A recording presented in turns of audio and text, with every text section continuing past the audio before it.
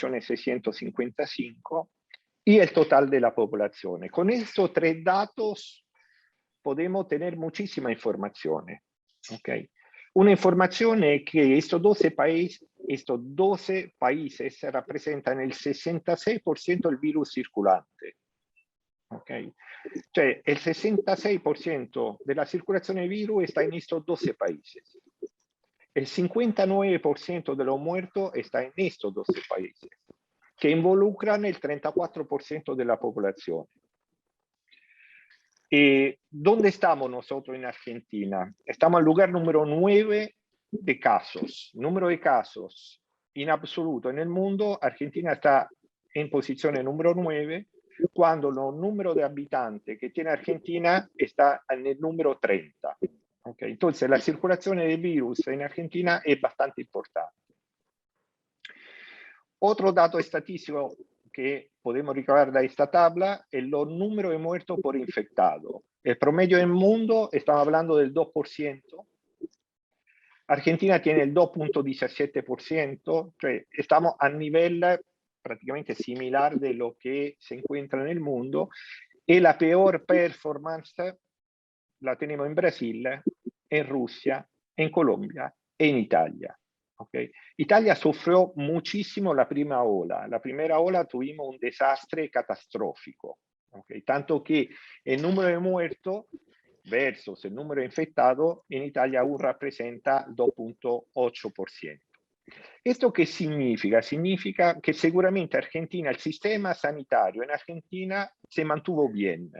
Cioè, pudo tener una cantidad de muertos no superior a lo de otros países del mundo. Entonces, esto es un dato positivo. Pero después vamos a ver la política de contención del virus. El país con mayor circulación del virus es Estados Unidos. Cioè il 12.64% della popolazione tiene Covid o tuvo Covid.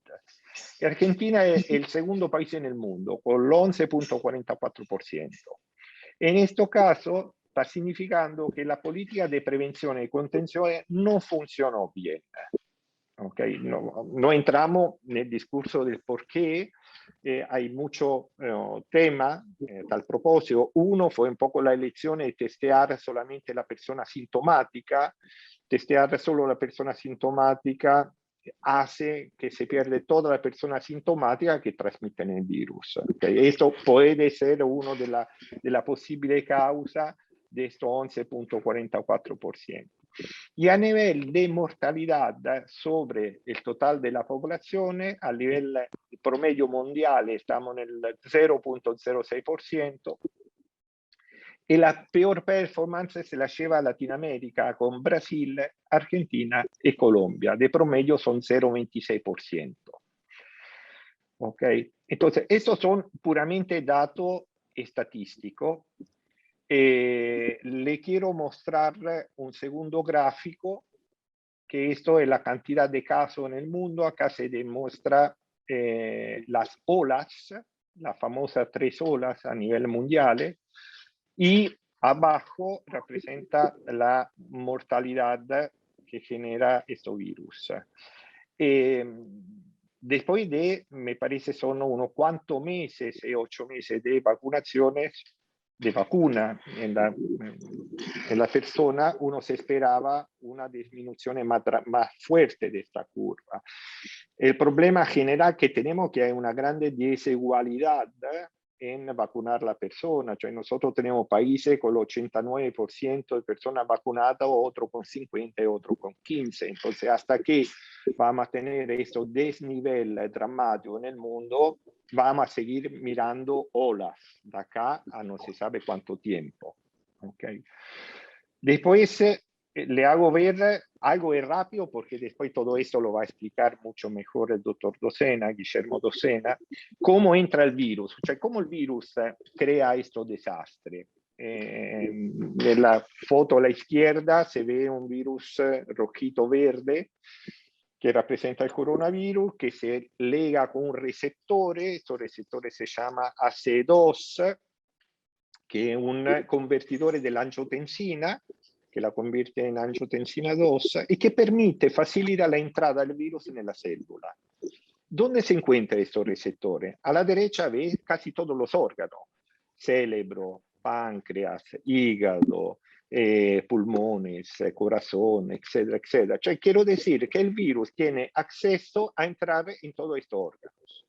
¿Okay? Entonces es una situación bastante dramática. ¿No? Nosotros hemos conocido este virus como un virus que crea patologías pulmonares, como un virus respiratorio. Empezamos a ver que, bueno, estos receptores lamentablemente están en muchos órganos distintos. Pero se crea también un nuevo concepto que va a crear un grande problema a nivel de salud a nivel mondiale, che si chiama long term symptoms. Cioè, la sintomologia del Covid non è che termina quando termina il Covid, quando termina l'infezione. Si sta dimostrando che hai sequelas de largo plazo, 6 mesi, un año. Okay? E tutta questa sequela che rappresenta fatiga, falta de aire, tos, dolor articolare, dolor de pecho, eccetera, eccetera, depressione, ansiedad, fiebre, son provocadas dall'azione del virus che crea sequela a largo plazo. Ahora, están saliendo cada vez más artículos científicos que están diciendo que más o menos 30, 35, 20% de las personas que tuvieron COVID están teniendo este tipo de secuela. Ahora, si regresamos a la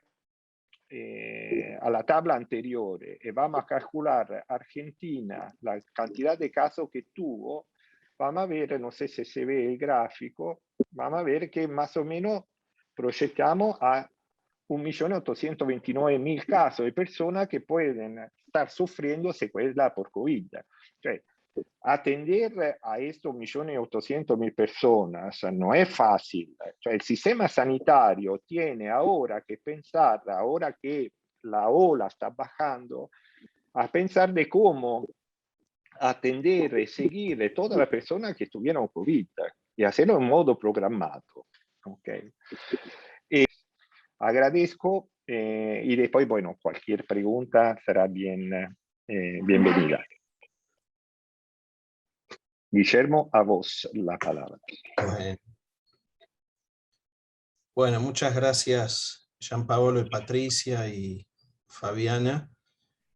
Un placer estar con ustedes, somos amigos con Gianpaolo y Patricia, así que para mí, como vos dijiste, es un ámbito totalmente informal, que un poco la idea es transmitirle. Yo les voy a hablar más de vacunas, pero con esta presentación que está muy buena, podías haber seguido, has dado información que da pie para discutir y tal vez hacer algún comentario que no lo tenía pensado, pero bueno, siempre tratando de mostrar la realidad con la rigurosidad de los resultados, y bueno, yo desde mi punto de vista tratar de dar una visión optimista, ¿no? Como inmunólogo soy optimista, y con lo que hemos estado viendo en este año y medio soy muy optimista.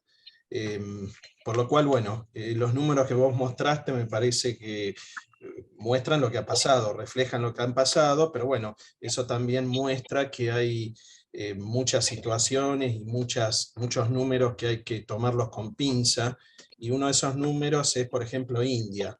Vos ahí mostraste, creo que era un 2% de la población, yo no creo que sea así. Lo mismo África, no tenemos resultados, y en muchos países, inclusive donde más se testea, como Estados Unidos o Alemania, los números están subestimados. Pero, digamos, un concepto para entender por qué digo esto en India es que en plena ola, cuando aparece la variante Delta, que en realidad apareció el año pasado, apareció muy temprano, pero hizo la explosión este año en abril, al mes de tener algo así como 400.000 casos por día, al mes o a los 2 meses empezaron a controlar la curva con un porcentaje de la población de un 4 o 5%, bajísimo. Entonces, la forma de entender por qué controlaron la curva, en ese caso no fue por la vacuna, sino que yo creo que fue por la inmunidad de rebaño, que ahora vamos a ver el concepto, generado por la infección. Por eso yo creo que la cantidad de infectados que tiene que haber en India, en Brasil, aquí también, en muchos lados, es muchísimo mayor, y eso es lo que permite entender por qué los casos bajaron sin haber hecho nada más que, digamos, el curso de la infección. Entonces otra cosa que quiero decir es que este virus, por suerte, obviamente que yo estoy a favor de la hipótesis que es un ensayo más de la naturaleza, ¿no? Yo no, hasta que nadie lo demuestre fehacientemente, que fue algo artificial, creado, que se escapó, etcétera, yo no voy a sostener esas teorías que no las descarto, pero nadie lo ha probado. Y acá la naturaleza lo que ha probado es un virus que se transmite mucho, enferma poco y mata poco, porque el 60-80% de la población infectada es asintomática.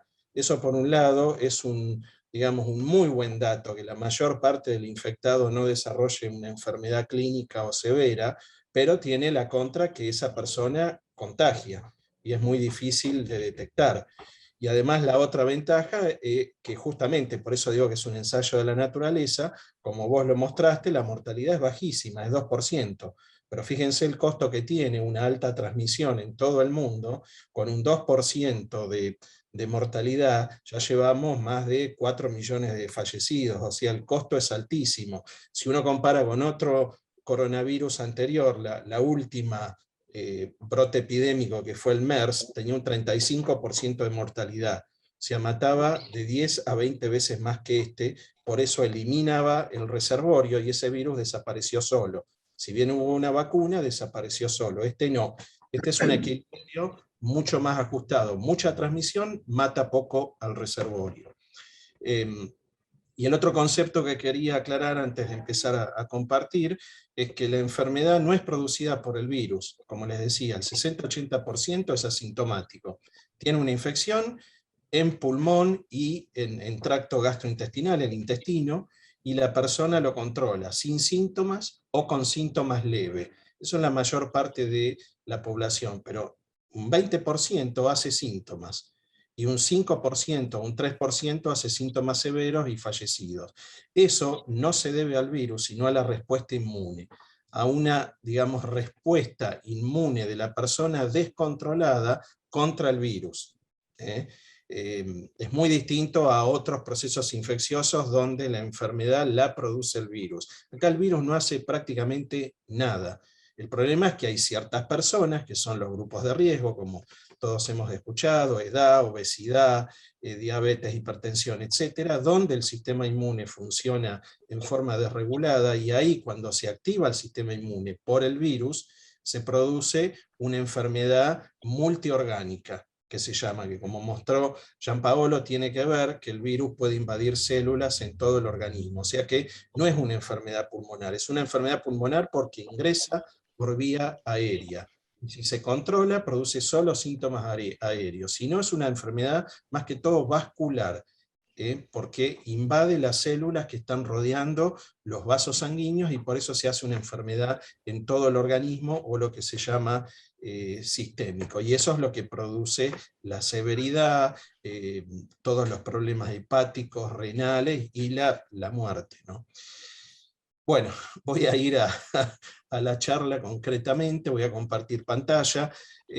Yo obviamente voy a centrar mi charla en lo que es vacunas y muy poquito de variantes virales para tratar de entender qué significan. No voy a hablar mucho de inmunología porque no los quiero aburrir. Después, en todo caso, si quieren me preguntan, pero bueno, obviamente lo que yo me he estudiado o estoy trabajando más es en la parte de vacunas. Les voy a mostrar al final algo muy cortito de la vacuna que estamos haciendo nosotros. Y bueno, les voy a contar algo más general de cuál es la situación actual de las vacunas, cuál es la perspectiva y qué es lo que se está buscando. Entonces, este cuadro me gusta, seguramente muchos de ustedes lo conocen, es un cuadro que se llama El Triunfo. Esta es la bibliografía, ven el cursor, ¿no? La cita bibliográfica es esta, fue hecha por Peter Bruegel el Viejo, está en el Museo del Prado, en el siglo de oro de la pintura flamenca, se llama El Triunfo de la Muerte, y esto representa una imagen de lo que fue la segunda pandemia, podemos decir, de lo que se llamó o se llama peste negra, o muerte negra, o fiebre negra, o peste bubónica. Hubo 3, esta fue la peor. Se inició también en el sudeste asiático, y a través de los barcos se trasladó al norte de África y Europa, es decir, todos los países que están, digamos, lindantes con el Mediterráneo, y enseguida, fíjense, en muy pocos años se diseminó, prácticamente diezmó media población europea, entre 30 y 50 millones de personas. Y bueno, ¿y qué tiene que ver esto con la pandemia actual? Es que durante el 2020 estábamos así, estábamos quedándonos frente a una pandemia muy parecida, con las mismas herramientas, es decir, aislamiento, distanciamiento, evitar el contacto con las personas para evitar el contagio, lo que se puede decir que hubiera de higiene en esa época, pero bueno, es una pandemia que, digamos, fue muy parecida a esta, con la diferencia que esa fue causada por una bacteria, no por un virus, pero eso se supo en el siglo XIX. O sea, varios siglos después se supo que la bacteria se llama Yersinia pestis, de ahí viene el nombre de peste negra, y era transmitida por pulgas que habitan en roedores, y estos roedores eran trasladados por el mundo, como los aviones hoy, la globalización, a través de los barcos. Pero una vez que llegaba a una población, producía desastres y dejaba el tendal de muertos como se podía ver. Entonces así estábamos el año pasado, tratando de entender qué era lo que ocurría y tratando de generar medidas de protección, que ahora las conocemos perfectamente, ahora sabemos qué hay que hacer, pero la diferencia es que ahora, este año 2021, tenemos una herramienta que es la única que sabemos que puede controlar esto, y son las vacunas.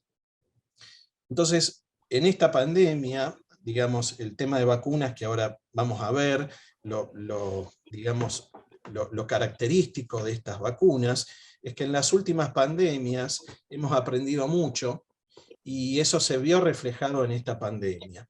Antes teníamos pandemias cada 30, 50 años, ahora hemos tenido pandemias cada 7 años, como les dije, hubo una pandemia en el 2003 del SARS-1, 3 coronavirus, en el 2012 del MERS, y ahora en el 2019. Es decir, en 20 años tuvimos 3 pandemias, o sea, algo estamos haciendo mal en el planeta.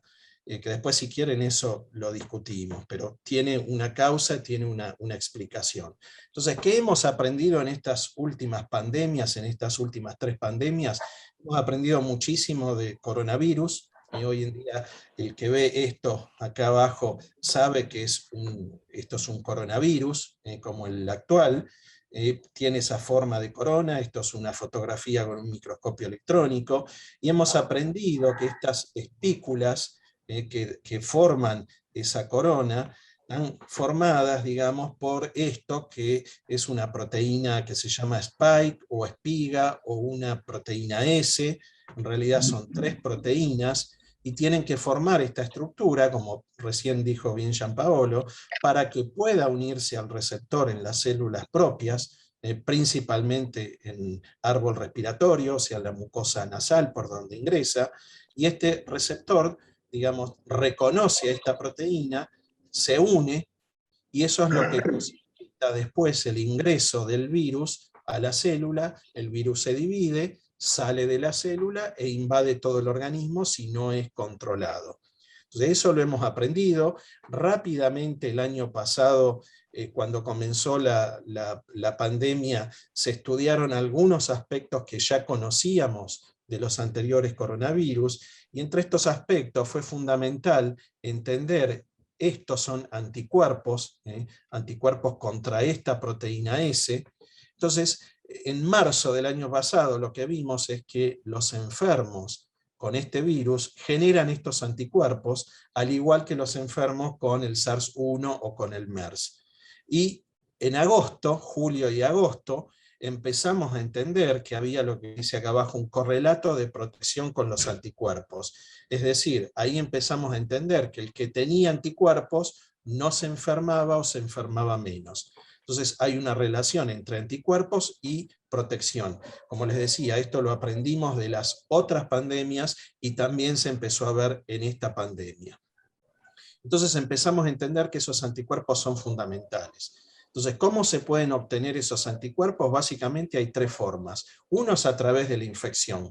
Una persona se infecta, genera anticuerpos, pero lo que hemos visto es que no todos generan la misma cantidad de anticuerpos, y que cuanto más severa es la enfermedad, hay más anticuerpos.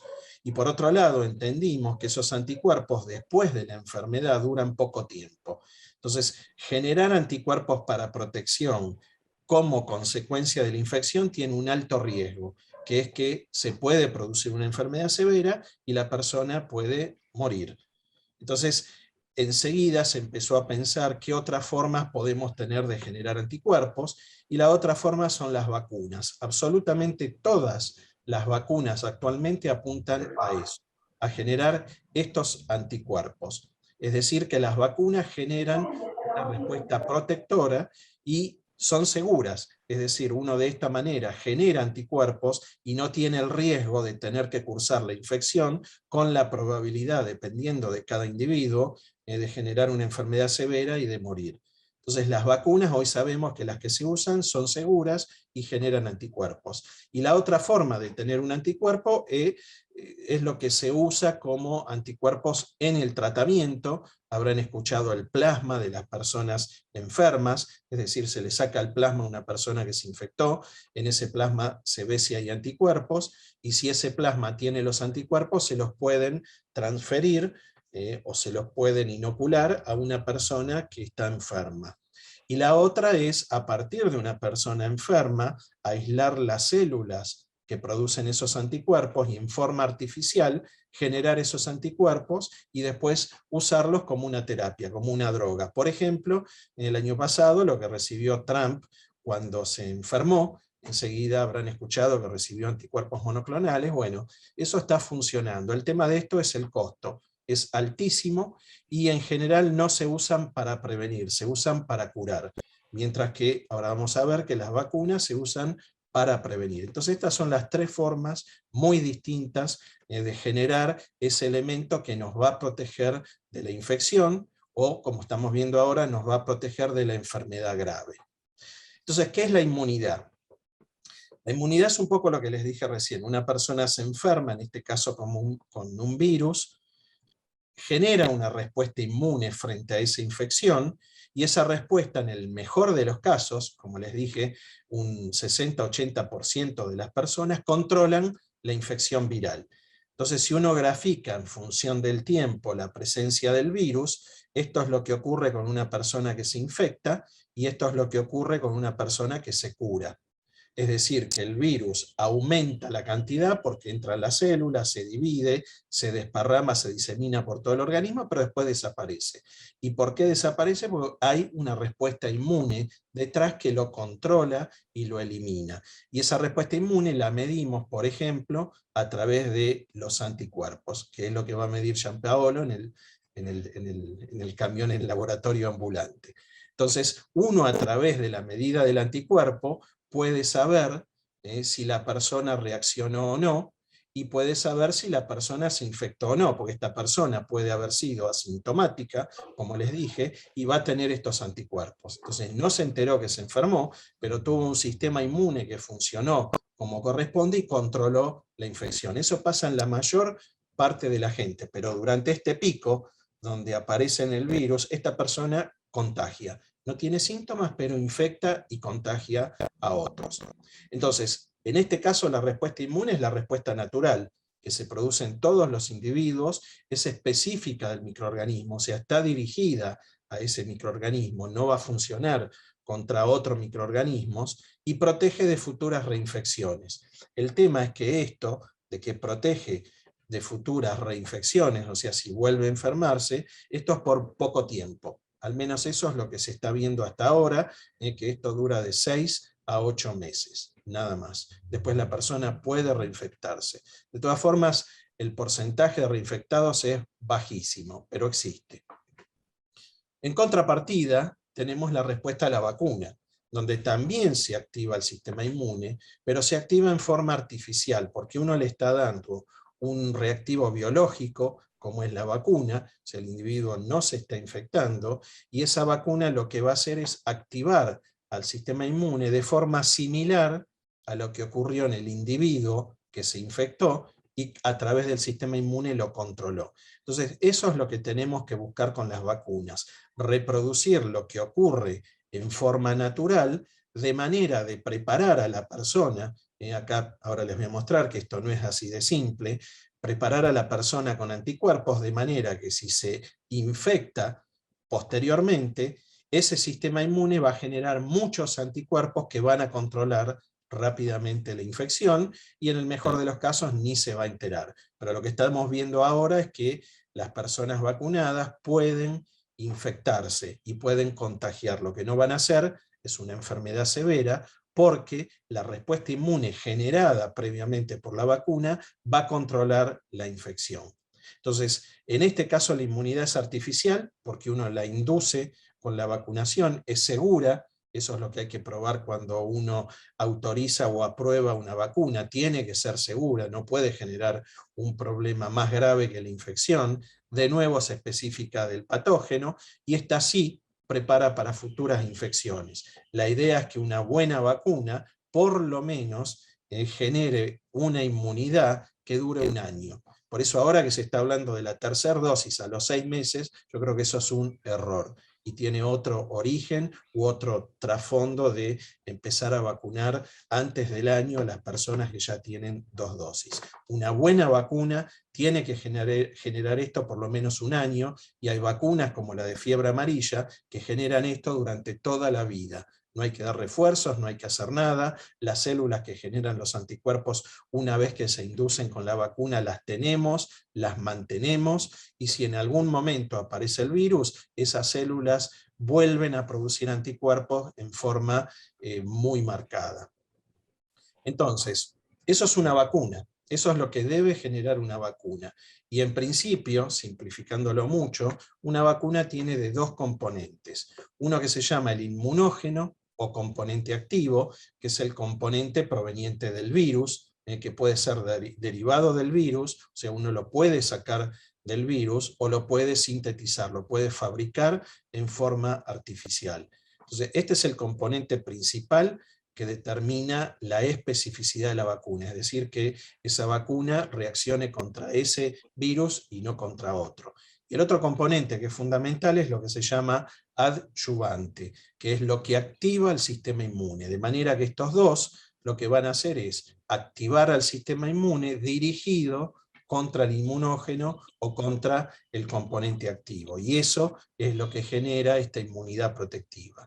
Entonces, las características de la vacuna están básicamente determinados por estos 2 elementos, pero pensemos que en un frasquito o en un vial de la vacuna hay más de 100 elementos. O sea que no es sencillo armar una vacuna, hay muy pocos productores de esos 100 elementos en el mundo, por eso ahora estamos viendo o estamos aprendiendo y siendo conscientes de la complejidad que tiene elaborar una vacuna, y más en las cantidades que la necesitamos en el corto plazo. Entonces, ¿qué ha cambiado con esta pandemia? ¿Qué es lo que hemos aprendido? Porque nos deja mucho esta pandemia. Y una de las cosas que nos deja es una bisagra en lo que es desarrollo de vacunas. Han aparecido vacunas totalmente nuevas ahora, y otras que han sido las tradicionales que se han mejorado. Entonces, ¿qué es lo que uno pudo probar en esta pandemia, que se vino preparando con las otras pandemias y ahora estamos viendo que funciona? Es básicamente esto, con respecto a lo que les mostré recién, de este componente activo o inmunógeno, que es el que proviene del microorganismo, en este caso del virus. Hasta ahora, en general, ese componente se aislaba del microorganismo, del virus. Un componente, una proteína, un ácido nucleico. En un virus es una mezcla de 2 cosas, un ácido nucleico y proteínas. El ácido nucleico en este caso es un ARN, ya hoy en día eso es algo también importante de esta pandemia, que todo el mundo maneja muchos términos que antes eran muy exclusivos de nuestro campo, y ahora por suerte mucha gente sabe de qué habla cuando uno habla de ARN o de coronavirus, etc. Entonces, bueno, hasta ahora en general se obtenía ese componente a partir del microorganismo, un virus, una bacteria, un parásito, que había que, o hay que crecerlo en un sistema bastante complejo, y eso lleva meses. Lleva 6 meses, 8 meses o un año. De manera que uno puede demorar un año en generar la vacuna y empezar a estudiarla. ¿Qué es lo que cambió acá? Es lo que, digamos, determinó a partir del año pasado. Recordemos que en diciembre el otro año, mejor dicho, diciembre de 2019, ya se identifica esta enfermedad como una enfermedad pulmonar en ciertos individuos en China. El 10 de enero se aísla el virus y se determina el ácido nucleico, el ARN, en donde está toda la información, el código genético del virus. El 10 de enero entonces se informa o se publica, entra en el dominio público cómo era ese ARN, de manera que todo el mundo tuvo acceso a la información. Ahí todos supimos que se trataba de un virus, que era un coronavirus, que era un virus que tenía ARN, y cuál era la información de ese ARN. Por eso todos los que dicen que es una mentira, que el virus nadie lo detectó, no lo identificó, eso no es así bajo ningún punto de vista. Ya en enero del 2020 se sabía eso. Pero lo importante es que el 10 de enero se publica lo que se llama la secuencia o la información del ácido nucleico de este virus, y una semana después o 15 días después ya había 3 compañías que tenían la vacuna lista para preparar. Es decir, que pasamos de lo que podemos llamar vacunas analógicas a vacunas digitales. ¿Por qué? Porque antes había que obtenerlo, el componente activo, y ahora lo saco de internet. O sea, yo saco la secuencia del ácido nucleico de internet y yo fabrico ese componente activo. Lo fabrico en forma sintética. Y eso lleva unos pocos días. Entonces, estas son las famosas vacunas ARN, donde uno, a partir de la información que está en internet, fabrica el gen en forma sintética en muy pocos días, y ese gen es el que me permite contar con el componente activo de mi vacuna. Es decir, que pasamos de vacunas que tardábamos muchos meses o años en obtenerlas, a vacunas en 5 días o en 7 días. Y eso es lo que se produjo con Moderna, con Pfizer, con CanSino. Ya les digo, en una semana estaba la vacuna, y en marzo, en 2 meses, estaban empezando los ensayos clínicos de las vacunas en humanos. La primera fue CanSino, la vacuna en China, la segunda fue Moderna en Estados Unidos, y la tercera fue Pfizer. Es decir, que en 2 meses ya teníamos la vacuna probándola en humanos, y sabemos que en noviembre, el 19 de noviembre, se informan los primeros datos de la vacuna de Pfizer, o sea que ahí tuvimos los primeros datos de cómo funcionaban esa vacuna, y eso es absolutamente inédito en la historia de la medicina y en la historia de las vacunas. La vacuna que más rápido se produjo hasta ahora demoró 6 años, para ébola, también para paperas, se hizo más o menos en el mismo plazo, y esto se hizo para este virus en alrededor de 9 meses, y no se saltearon etapas como también se dijeron. Se usó la experiencia generada en los últimos años, todo lo que se supo de coronavirus en las últimas pandemias, y en forma absolutamente récord se obtuvo esta vacuna que después supimos, el mes de febrero de este año, que funcionaban. Entonces fíjense, esto es un cuadro muy interesante donde se muestra para distintos años, distintas enfermedades, fiebre tifoidea, meningitis, tos convulsa, polio, sarampión, paperas, hepatitis, ébola, etc. Y este es el tiempo que tardó desde que se identificó el agente causal hasta que se tuvo la vacuna. Entonces fíjense que en muchas vacunas se tardó más de 100 años, en otras se tardó 20 años, 30 años, HIV llevamos 40 y todavía no tenemos vacunas, y fíjense lo que es SARS-CoV-2. O sea, esto es lo que les digo, cuando uno dice que 9 meses es un tiempo récord para obtener las vacunas? Bueno, es realmente el contexto de desarrollo de vacunas a lo largo de la historia de la biomedicina, y tiene que ver no solo con todo lo que hemos aprendido, sino también con la importancia de esta pandemia y toda la inversión que ha habido del sector público y del sector privado, y además que prácticamente el 90% de la comunidad científica del mundo se puso a trabajar en vacunas, y sobre todo a partir de julio y agosto, vimos lo que les decía, que tener anticuerpos significa tener protección. Bueno, a partir de ahí fue que se desarrolló todo lo que hoy podemos ver. Entonces, ¿cuál es la situación actual de las vacunas? Fíjense, que esto también son términos que todo el mundo analiza, entiende. Cuando uno habla de fase 1, 2 y 3, son fases clínicas, es decir, son vacunas que se están usando en humanos. Entonces, una vacuna, para llegar a estudiarse en humanos, antes hay que estudiarla en animales de experimentación, en ratones. Entonces, eso se llama fase preclínica, que después les voy a mostrar que eso es donde estamos con nuestra vacuna. Entonces, una vacuna que atraviesa con éxito una fase preclínica, entra en la fase 1, en la fase clínica, y se prueba en humanos. Entonces fíjense la cantidad de vacunas que hay actualmente, esto lo tomé ayer, esto es una información muy interesante que da el New York Times todos los días, y es realmente sorprendente. Yo cada vez que doy una charla voy a buscar esta información y les puedo asegurar que cambia permanentemente. Entonces fíjense, hay más de 120 vacunas que están estudiándose en humanos, y hay 21 que están autorizadas o aprobadas. Es decir, que hay 21 que han pasado esa fase 3 y han sido autorizadas y se están utilizando en forma libre en la población. Todas estas se están estudiando bajo protocolos en ensayos clínicos. Pero el otro dato importante es cómo se está vacunando. Entonces, esto a mí realmente también me sorprende. Fíjense, esta es la curva en función del tiempo, las dosis que se dan en todo el mundo. Yo lo había buscado hace más o menos 20 días y estábamos en los 5 billones, y ayer, cuando entro, ya estamos casi en los 6 billones. Es decir, que en un mes se dieron 1.000 millones de dosis de vacunas. Esto jamás pasó en la historia, de generar, primero es la producción de vacunas y después la administración de las vacunas. Si pensamos que en el mundo hay alrededor de 7 a 8 billones de personas, es decir, 7.000 a 8.000, esto quiere decir que más de la mitad de la población en el mundo ha recibido una dosis. Pero como bien les dijo recién Gianpaolo, esto no es así. Hay una inequidad muy grande en la distribución de vacunas, y eso, bueno, obviamente tiene que ver con quién produce la vacuna.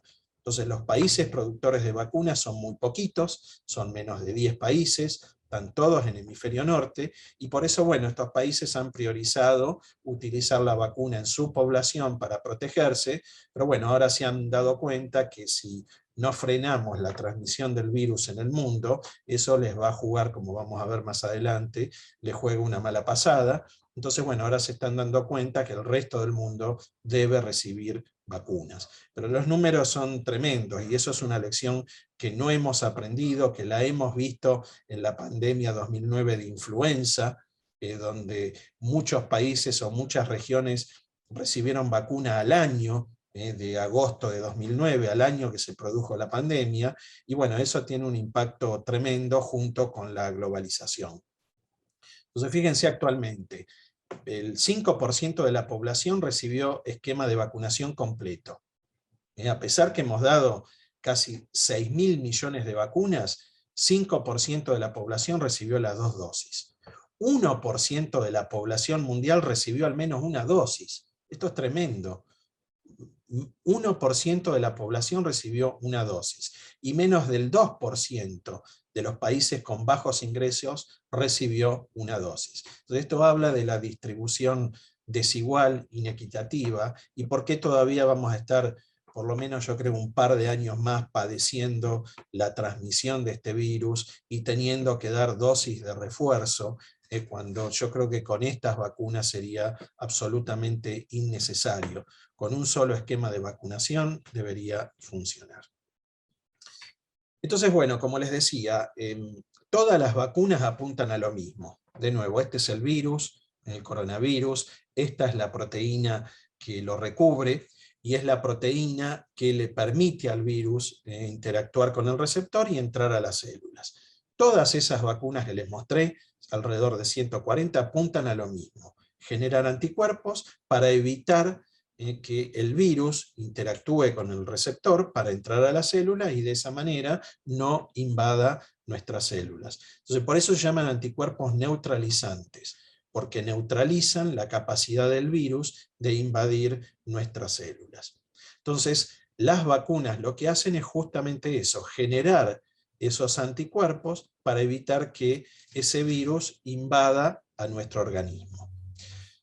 El tema es que ese no es el único mecanismo de las vacunas, y eso tiene mucho que ver con todo lo que se hace actualmente para medir esos anticuerpos y, digamos, las falsas interpretaciones que uno puede tener, que si no les dan cantidades elevadas de anticuerpo, o depende cuándo lo midan, o qué anticuerpo miden, etcétera, que no voy a entrar en detalle, después si quieren lo podemos ver. Pero para que tengan una idea, estas vacunas generan, como les dije, esos anticuerpos. Ese es uno de los principales mecanismos. ¿Por qué? Porque ese anticuerpo lo que hace es reconoce al virus, lo neutraliza, este virus no invade las células. También lo que hace otro mecanismo es eliminar el virus. Por eso una persona que tiene alto título de anticuerpo y se infecta va a tener menos cantidad de virus, va a contagiar menos que una persona que no está vacunada, porque los anticuerpos que tiene producto de la vacunación previa se van a unir a ese virus que ingresa y lo van a eliminar.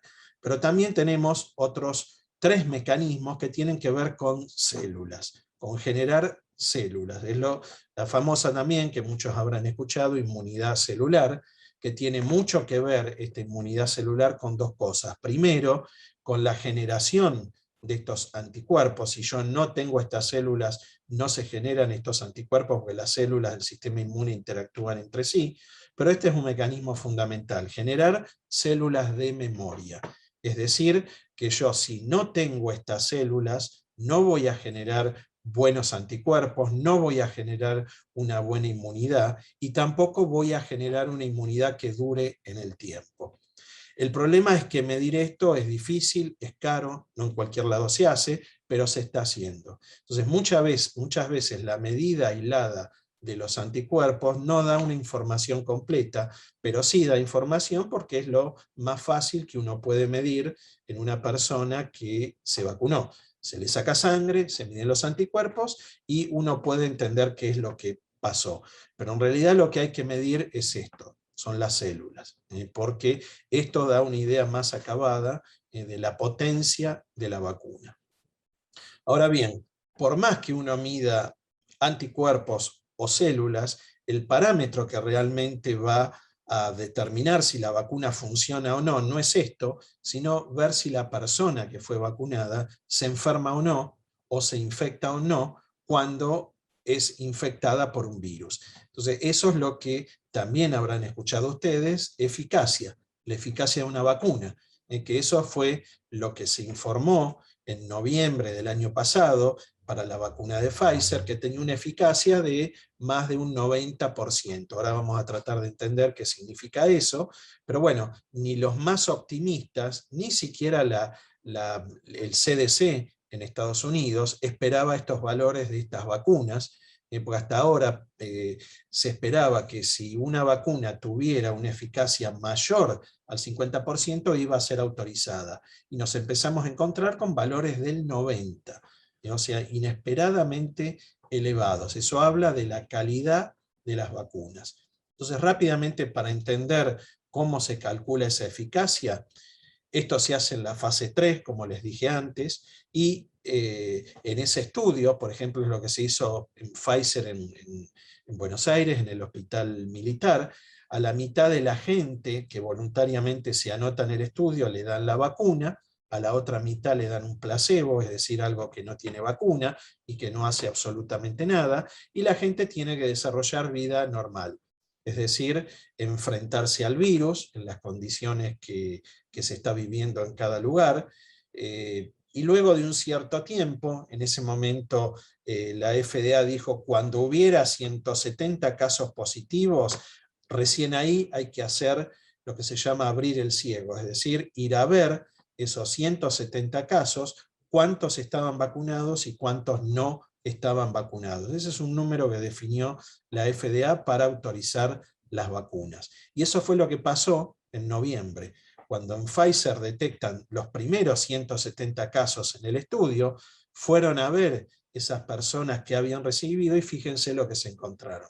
Solo 8 habían recibido vacunas y la mayor parte había recibido placebo, es decir, no se había activado el sistema inmune. Entonces, esta relación 8 de 162 es el dato de eficacia. Eso es lo que permite calcular la eficacia. ¿Y por qué vinieron a hacerlo a Argentina? Porque había mucha circulación viral en julio y en agosto.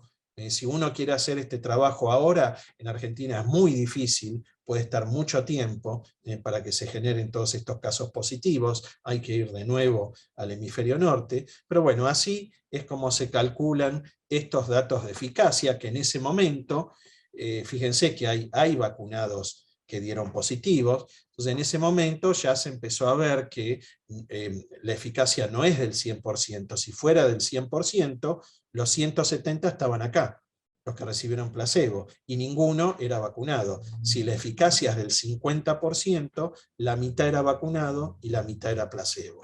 Entonces la FDA lo que primero pidió es que, bueno, que haya más casos entre placebo, y nos encontramos con esto. Y después, una vez que la vacuna se autoriza y se empieza a usar por fuera del ensayo clínico, es decir, ya en la población general, pues la vacuna está autorizada y uno puede empezar a administrarla, bueno, a partir de ahí empezaron a aparecer muchos trabajos, como estos, por ejemplo, en Israel, donde se muestra la curva roja, son los casos en personas no vacunadas, la curva azul en personas vacunadas, y se empezaron a estudiar otros parámetros, por ejemplo, infección, cuántos vacunados se infectan, o cuántos vacunados versus no vacunados hacen una enfermedad con síntomas, o cuántos hospitalizan, o cuántos fallecen.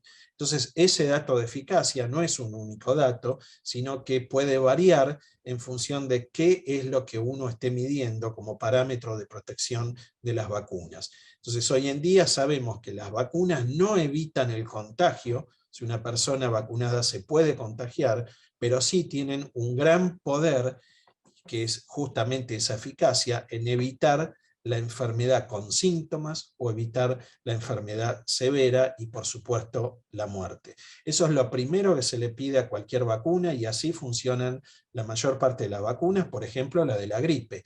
La de la gripe tiene una eficacia de un 50-60%, es bajísimo, pero ¿qué evita? La gripe severa, la enfermedad severa que puede producir la muerte. Entonces, lo mismo se está apuntando con estas vacunas para SARS-CoV-2. Entonces el tema ahora es tratar de definir parámetros que digan una persona vacunada si va a estar protegida o no. Es decir, buscar lo que se llaman parámetros de correlación con protección. Y lo que se está viendo es que justamente, o sea, a medida que se sigue usando la vacuna en el mundo, hay muchos trabajos en distintos países, y lo que se está viendo es que hay una correlación entre los anticuerpos y la protección de la enfermedad severa.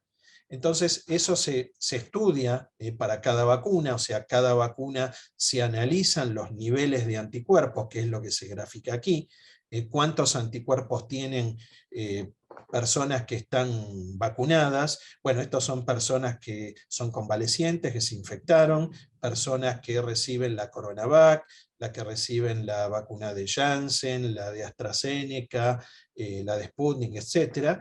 Y se ve cuántos de ellos desarrollan una enfermedad severa en función de los niveles de anticuerpos. Entonces se grafican este tipo de curvas que tienen que ver cuánto anticuerpo tiene y qué eficacia se midió para cada vacuna. Entonces, como esta curva tiene esta forma, quiere decir que cuanto más anticuerpos, más eficacia de protección. Entonces, hasta ahora está planteado que medir anticuerpos puede ser un parámetro que determine si la persona está protegida o no, pero fíjense, por ejemplo, esto es para cada vacuna, la vacuna de Pfizer, esta es una vacuna en Estados Unidos que se está por autorizar, fíjense acá está la de Sputnik, o sea que las personas que reciben, esta es la de Pfizer, las vacunas van a tener niveles altos de protección y van a tener eficacia, niveles altos de anticuerpos, el vacunado, y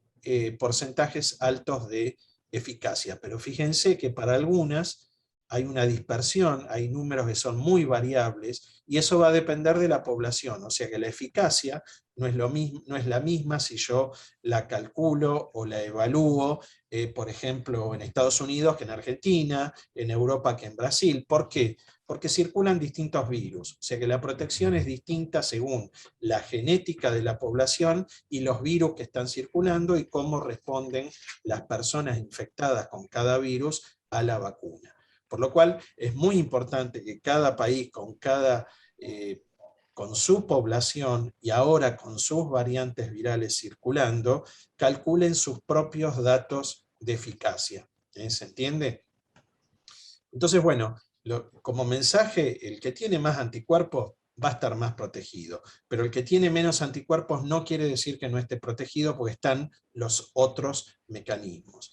Y hay un ejemplo, bueno, esta fíjense, Sinovac, esta sí que es una vacuna que ha dado mal resultado, sobre todo Chile, Uruguay, Brasil, por eso están dando la tercera dosis, pero hay otro como la Sinopharm, que si bien tiene bajos niveles de anticuerpos, tiene una eficacia alta porque justamente activa los otros mecanismos celulares. Y eso lo estamos viendo acá en Argentina.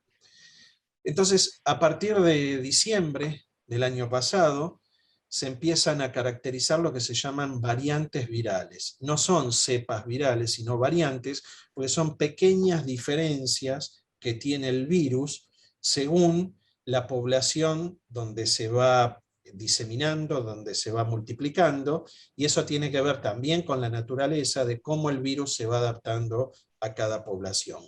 Pero la primera variante aparece en octubre en Inglaterra, la famosa británica o de Reino Unido.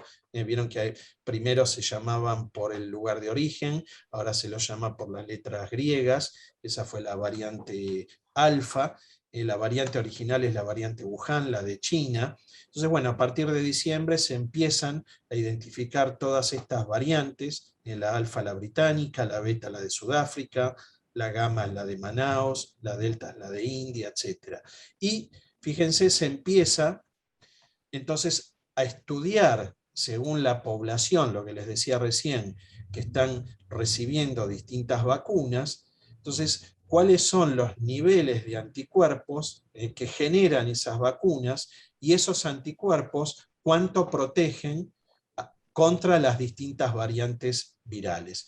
Estos son cantidad de anticuerpos, se le da un valor de 1 a una vacuna, esto creo que era Pfizer, se le da el valor de 1 a los anticuerpos que genera la vacuna de Pfizer contra esa variante viral, pero cuando yo analizo esos anticuerpos contra las otras variantes, fíjense que me da menores niveles o menor capacidad de reconocimiento de estos otros virus.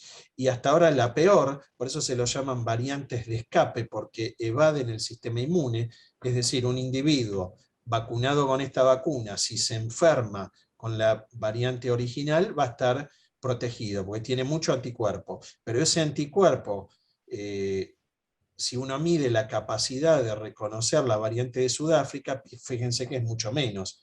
Entonces, por eso, ya en el mes de enero y febrero, en Sudáfrica estaban dando la vacuna AstraZeneca y vieron que los infectados con la variante de Sudáfrica se enfermaban igual, y con síntomas y con todo. Entonces ahí, eso fue un gran llamado de atención, y así es como se empezó a estudiar en los anticuerpos generados contra una vacuna, cuánto protegen en forma relativa contra las otras variantes. Y en este momento, la peor variante es la de Sudáfrica, o la beta.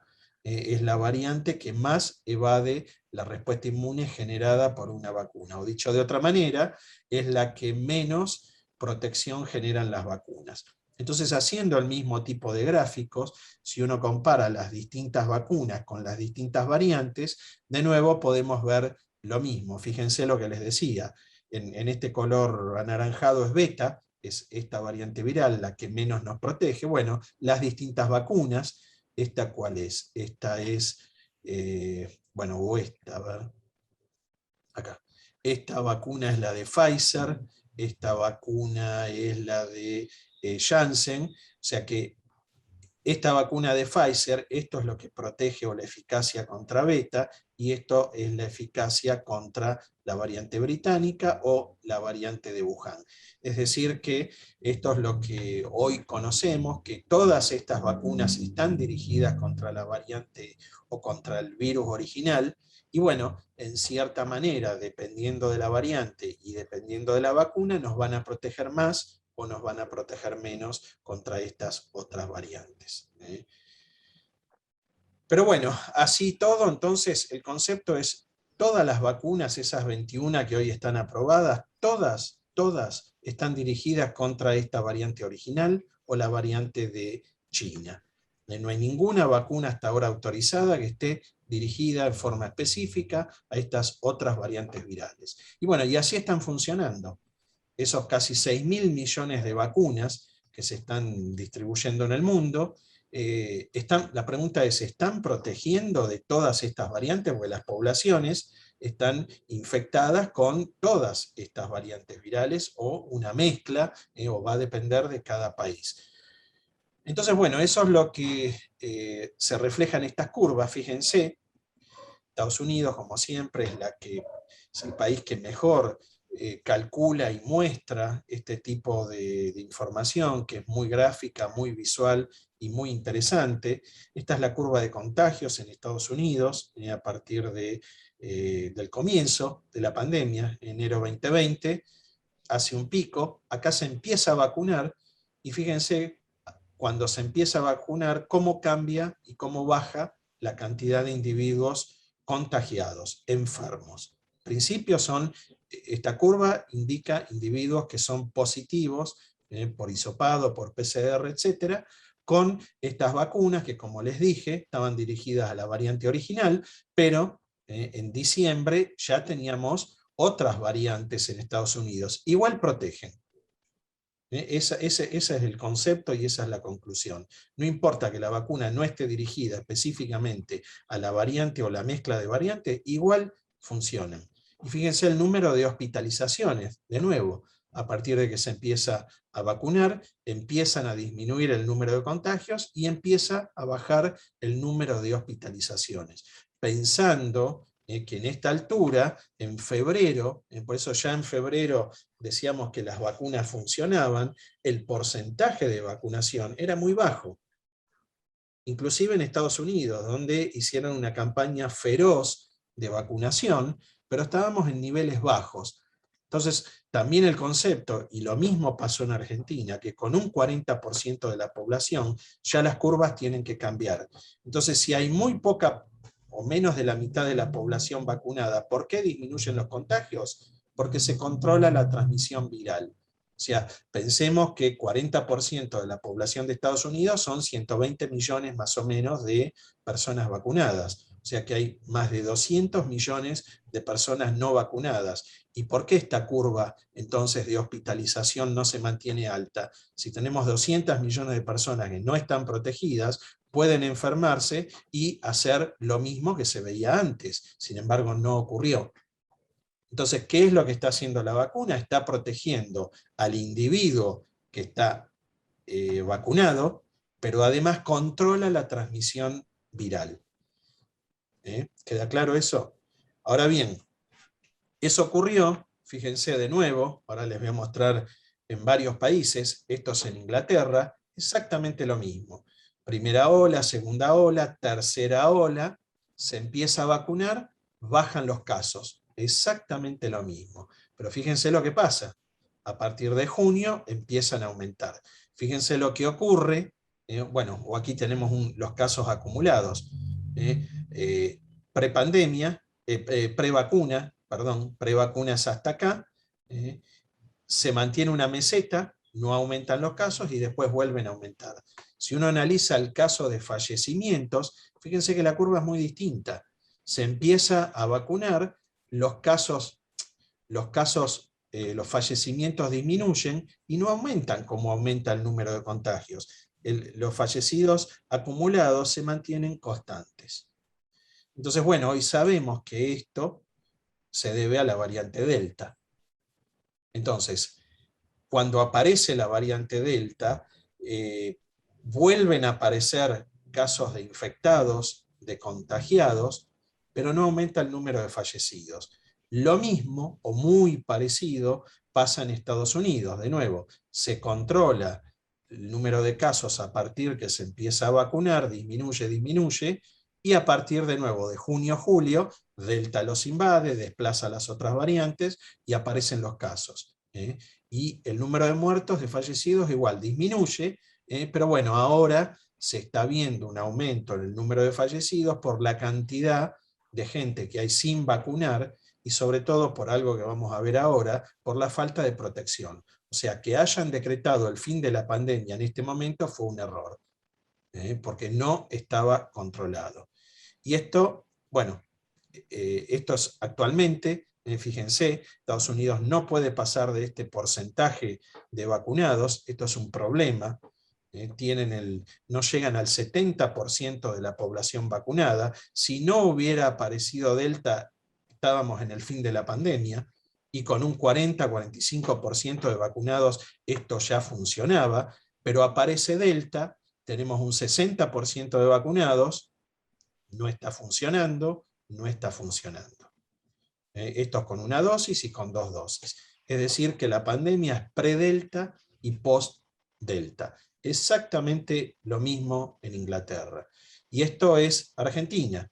Se empieza a vacunar, disminuyen los casos, se produce la famosa tercera ola. Aquí es donde se empieza a vacunar acá en Argentina con mayor intensidad. Aquí es donde se pasa ese famoso 40% y la curva comienza a controlarse. Y lo mismo con la curva de fallecidos, aunque bueno, después si quieren podemos discutir qué es lo que está pasando con este pico. Pero bueno, lo cierto es que acá también, cuando se empieza a vacunar, disminuyen los casos.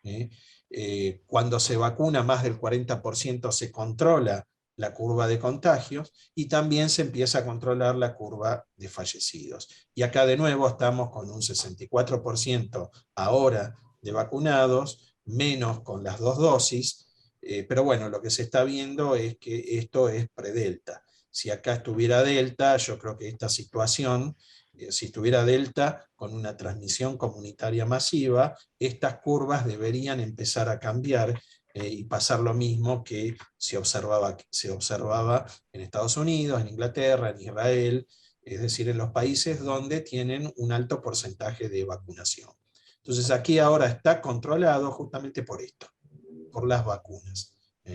Pero bueno, Delta, ¿cuál es la importancia de Delta? Delta marca la diferencia entre vacunado y no vacunado. ¿Por qué? Tanto vacunado como no vacunado se pueden contagiar. O sea, que uno esté vacunado con cualquier vacuna y se enfrenta a la variante Delta, se puede infectar y puede contagiar. La diferencia es esta, la enfermedad severa y los fallecidos. Entonces, esta es la curva de fallecidos sin vacunar y esta es la curva de vacunados. Y esto es lo mismo que tiene que ver con la edad, porque en vacunados se está viendo también que se está agravando, a edades, perdón, en no vacunados, vuelvo a la curva esta de Estados Unidos, acá, entonces, o Inglaterra, este pico de casos es prácticamente todo no vacunados, lo mismo en Estados Unidos, esto es prácticamente todo no vacunado. Entonces, bueno, Delta lo que está marcando es la diferencia entre vacunado y no vacunado, porque el vacunado no hace enfermedad severa y no hace muerte. Entonces, los casos de hospitalizaciones y de fallecimientos tienen que ver mucho con la edad, porque ahí es donde tenemos la mayor cantidad de no vacunados, no en Estados Unidos, sino que porque en Estados Unidos tenemos más de 100 millones de no vacunados y hay muchos adultos, pero bueno, Eso es lo que está marcando esta variante Delta. Fíjense el aumento de la frecuencia de Delta en no vacunados, 8,3 veces más entre un no vacunado y un vacunado, hospitalizaciones 25 veces más, hospitalizaciones en no vacunados que en vacunados, y lo mismo para muertes.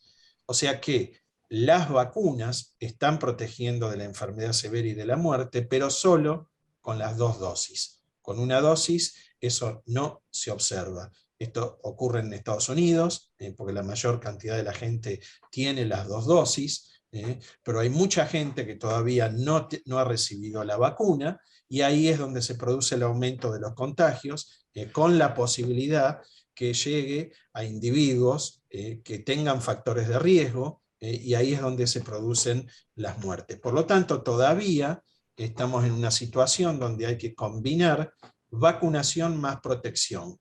Entonces yo creo que en el hemisferio norte han tenido esta nueva ola, ya me perdí, no sé si es cuarta, quinta o sexta, porque se han confiado en la vacunación, pensando que con un 60-70% de población vacunada, ahora vamos a ver de dónde sale ese número, alcanzaba, pero Delta lo que marcó es que ese 60-70% no es suficiente.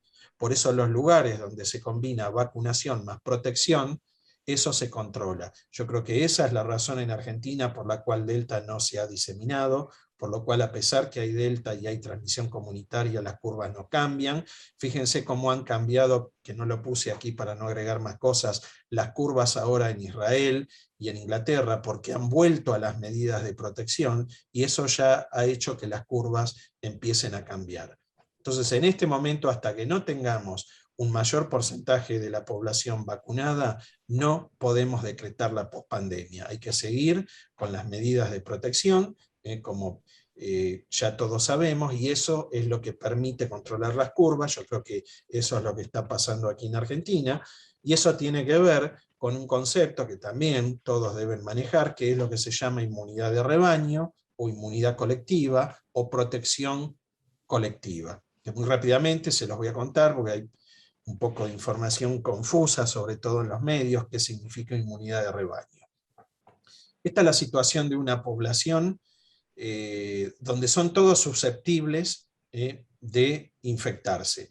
Entonces, de este color es una persona que está infectada con COVID, esta es una persona susceptible. Si no hay vacunación, esta persona va a infectar al susceptible, y en un tiempo mayor o menor, toda la población va a estar infectada. Eso es lo que ha estado pasando. En este momento, la única forma de controlarlo era con las medidas de protección, y esto tiene que ver con un número que se llama número de reproducción, que caracteriza a una persona enferma a cuántos sanos infecta. Y eso es lo que ha cambiado, y que habrán escuchado cuando aparece una nueva variante, que uno dice tiene mayor o menor poder de transmisión, es eso. Hasta ahora, el virus original tenía un valor de infección que era alrededor de 3. Una persona infecta 3. Delta es el doble. Una persona infecta 7 u 8. Entonces, si acá consideramos la variante Delta, esto se va a producir en un menor tiempo. Ahora, cuando empezamos a vacunar, esta es la situación, o la gente se empieza a enfermar, esta es la situación. Una parte de la población va a estar protegida por la inmunidad, como vimos antes, entonces no se va a enfermar. Mientras que la otra parte de la población que es susceptible o que puede enfermarse es la que se va a enfermar. Entonces, esta es la situación. Cuando estábamos antes del 40%, una parte de la población estaba infectada, otra parte estaba vacunada, pero todavía seguía habiendo transmisión viral y se sigue enfermando, infectando y muriendo la gente.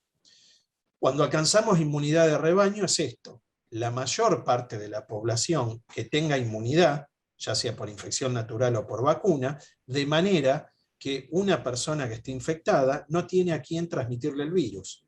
Y no hace falta que estén todos vacunados o todos inmunizados. Entonces, el concepto de inmunidad de rebaño es vacunar a la población un cierto porcentaje, de manera que el no vacunado por sí solo no se infecte. Entonces, la inmunidad de rebaño se alcanza cuando logramos cortar la circulación viral. En la mayoría de las infecciones con las vacunas, este valor es del 70%, es decir, cuando vacunamos el 70% de la población, no hay brotes epidémicos o infecciosos. Y eso hay muchos ejemplos en la historia, con sarampión, etc.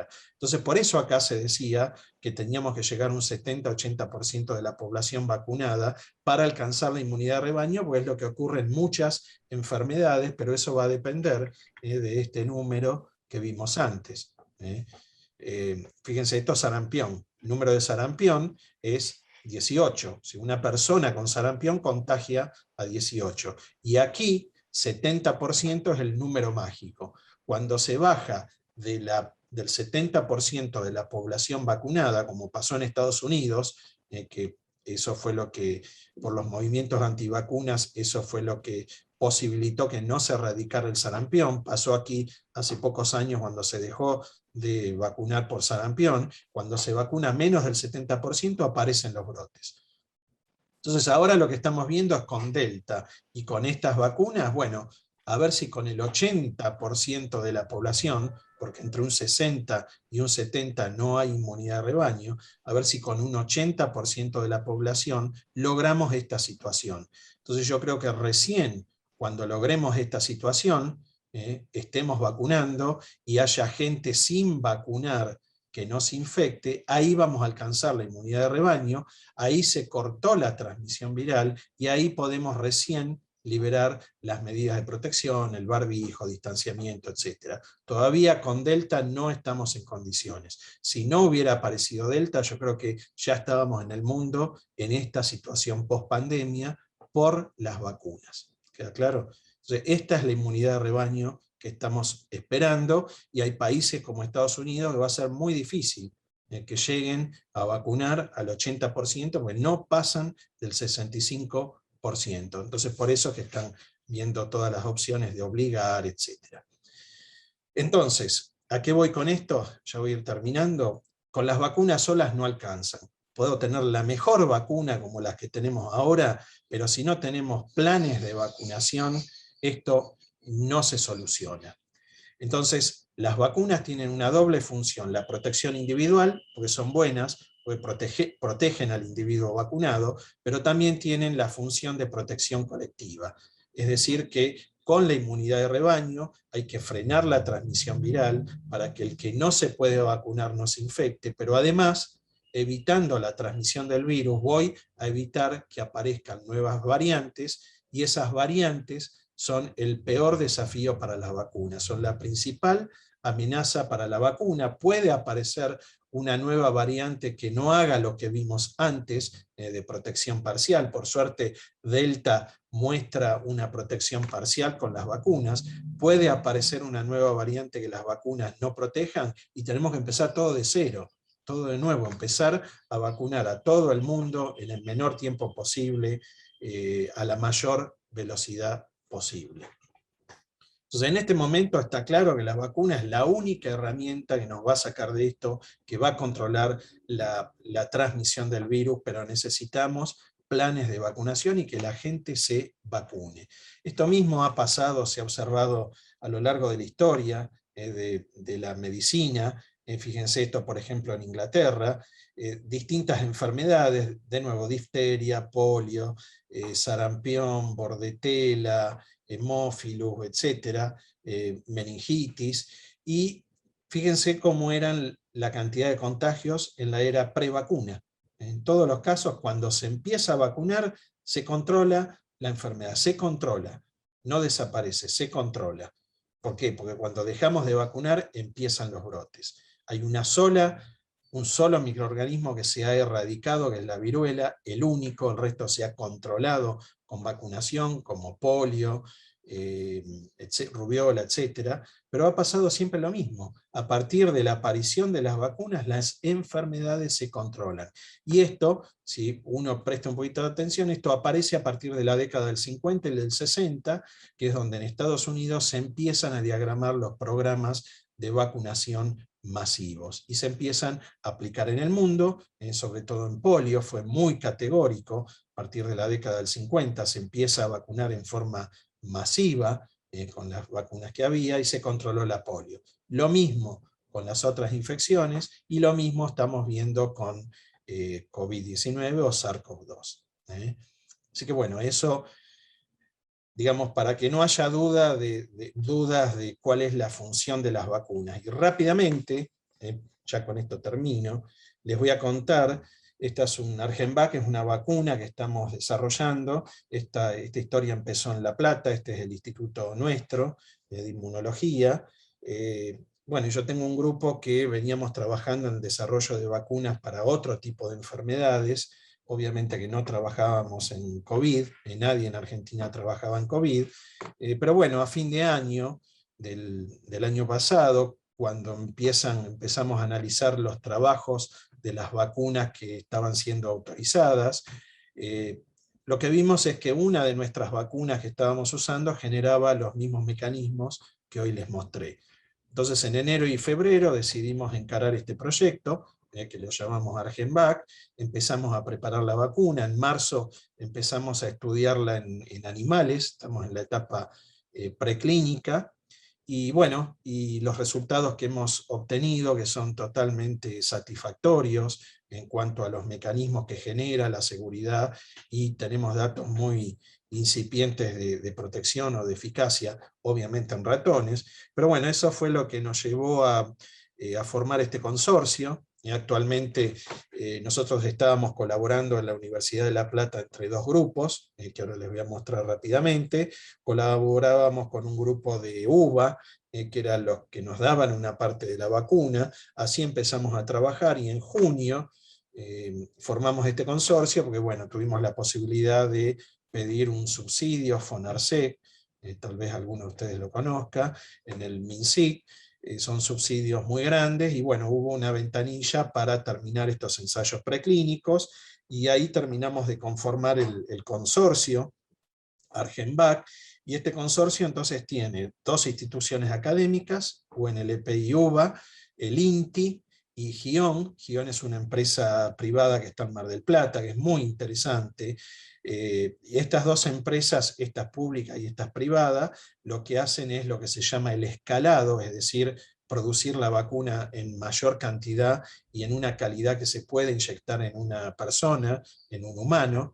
Entonces, bueno, entre nosotros hacemos los ensayos en los ratones, con la vacuna que producimos junto con UBA. Ellos están empezando a hacer el escalado en el Malbrán, se hacen los ensayos de eficacia o de protección, es decir, lo que estamos empezando es a vacunar los ratones y desafiarlos con el virus vivo, para ver si esos animales se enferman o no. Entonces, una vez que tengamos esos resultados y podamos ver que los animales vacunados, cuando se los enfrenta con el virus, no se enferman, recién ahí vamos a estar en condiciones de pedir al ANMAT la autorización, el registro de la vacuna, que lo va a pedir GION, y ahí vamos a poder empezar, esperemos el año que viene, los ensayos clínicos en humanos. GION es la que produce el mertiolate o el timerosal, es la única empresa en el mundo que produce timerosal, que es un conservante de las vacunas, por lo cual esta empresa tiene relación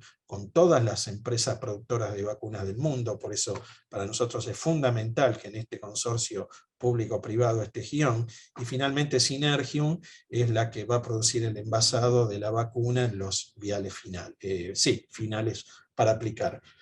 Entonces, como les decía, las vacunas tienen dos componentes. Nosotros usamos una proteína, que es una partecita de esta proteína S, como vimos hoy. Esa partecita es esta, es la porción de la proteína que se une al receptor, y este es nuestro principio activo, o nuestro inmunógeno, y usamos como adyuvante lo que se llama una nanopartícula, una partícula muy chiquitita, de 200 nanómetros de diámetro, mucho menos que el tamaño de una célula, y lo que hacemos es colocar el principio activo adentro de esta partícula, porque esta partícula lo que hace es protegerlo, evitar que se degrade, pero además posibilita o vehiculiza el ingreso a la célula.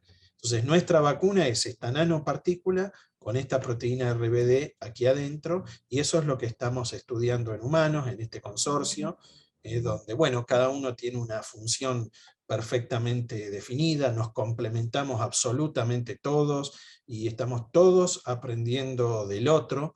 Es muy interesante, esto es algo muy positivo que va a dejar esta pandemia, la formación de estos consorcios público-privados donde se van a generar nuevas capacidades. Bueno, acá hay algunos de los nombres, y bueno, esperemos el año que viene poder llegar por lo menos a tener esta vacuna para probarla en humanos. Bueno, y finalmente esta es la última, no somos el único proyecto que está desarrollando vacunas en Argentina, es uno de los 3 que han recibido financiación, el otro proyecto es de la Universidad de San Martín, y el otro es en la Fundación Leluar. Y son las 3 vacunas distintas, lo cual es muy importante, y es muy importante para Argentina que tengamos lo que se llama soberanía en vacunas. Es decir, que podamos producir nuestras propias vacunas, y que nosotros podamos decidir qué hacer con esa vacuna, y eso toma dimensión o importancia con todo lo que hemos estado viendo de la distribución y de las dificultades para conseguir las vacunas, y también tiene mucho que ver con las variantes virales, porque nosotros, cualquiera de estas vacunas se puede adaptar a las variantes virales que están circulando en Argentina, y no hace falta esperar a que una empresa como Pfizer decida hacer una vacuna dirigida a nuestro país o nuestra región, si ellos no tienen digamos, esa variante viral circulando, como es el caso, por ejemplo, de la variante andina, que es muy importante en nuestro país. Así que bueno, eso creo que es todo lo que tengo. Bueno, hay mucho más para contar. Si quieren, estoy dispuesto a contestar preguntas. Espero que se haya entendido, que les haya interesado, y que no haya sido muy extenso. Impresionante la presentación.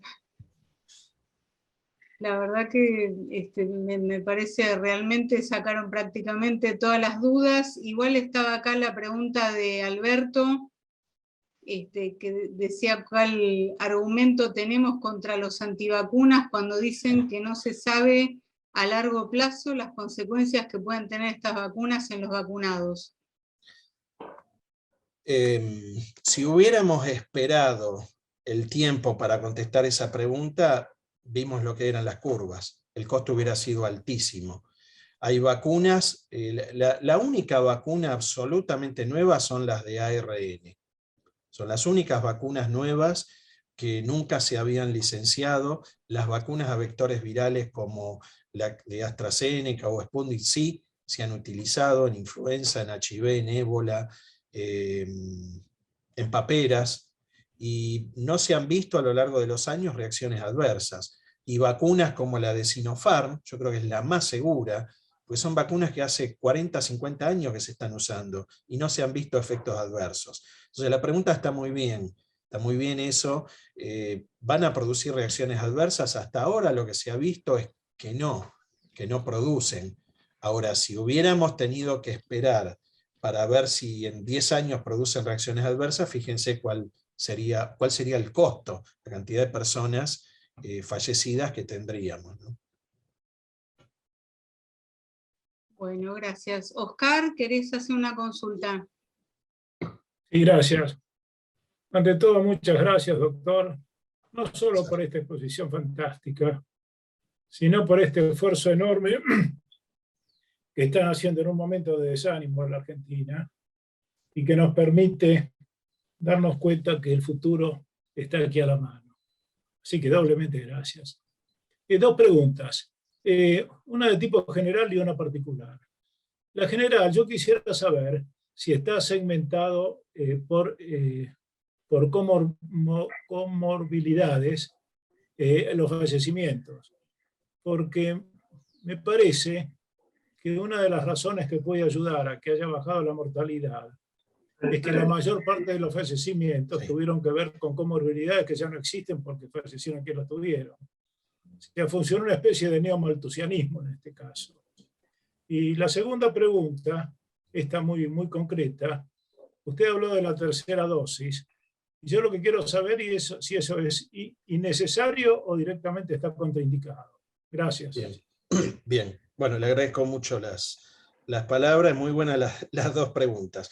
En primera instancia, yo creo que tener la mayor parte de la población vulnerable, mayores de edad y más expuesta, personal de salud, vacunado, eso es lo que ha bajado mucho el número de fallecidos.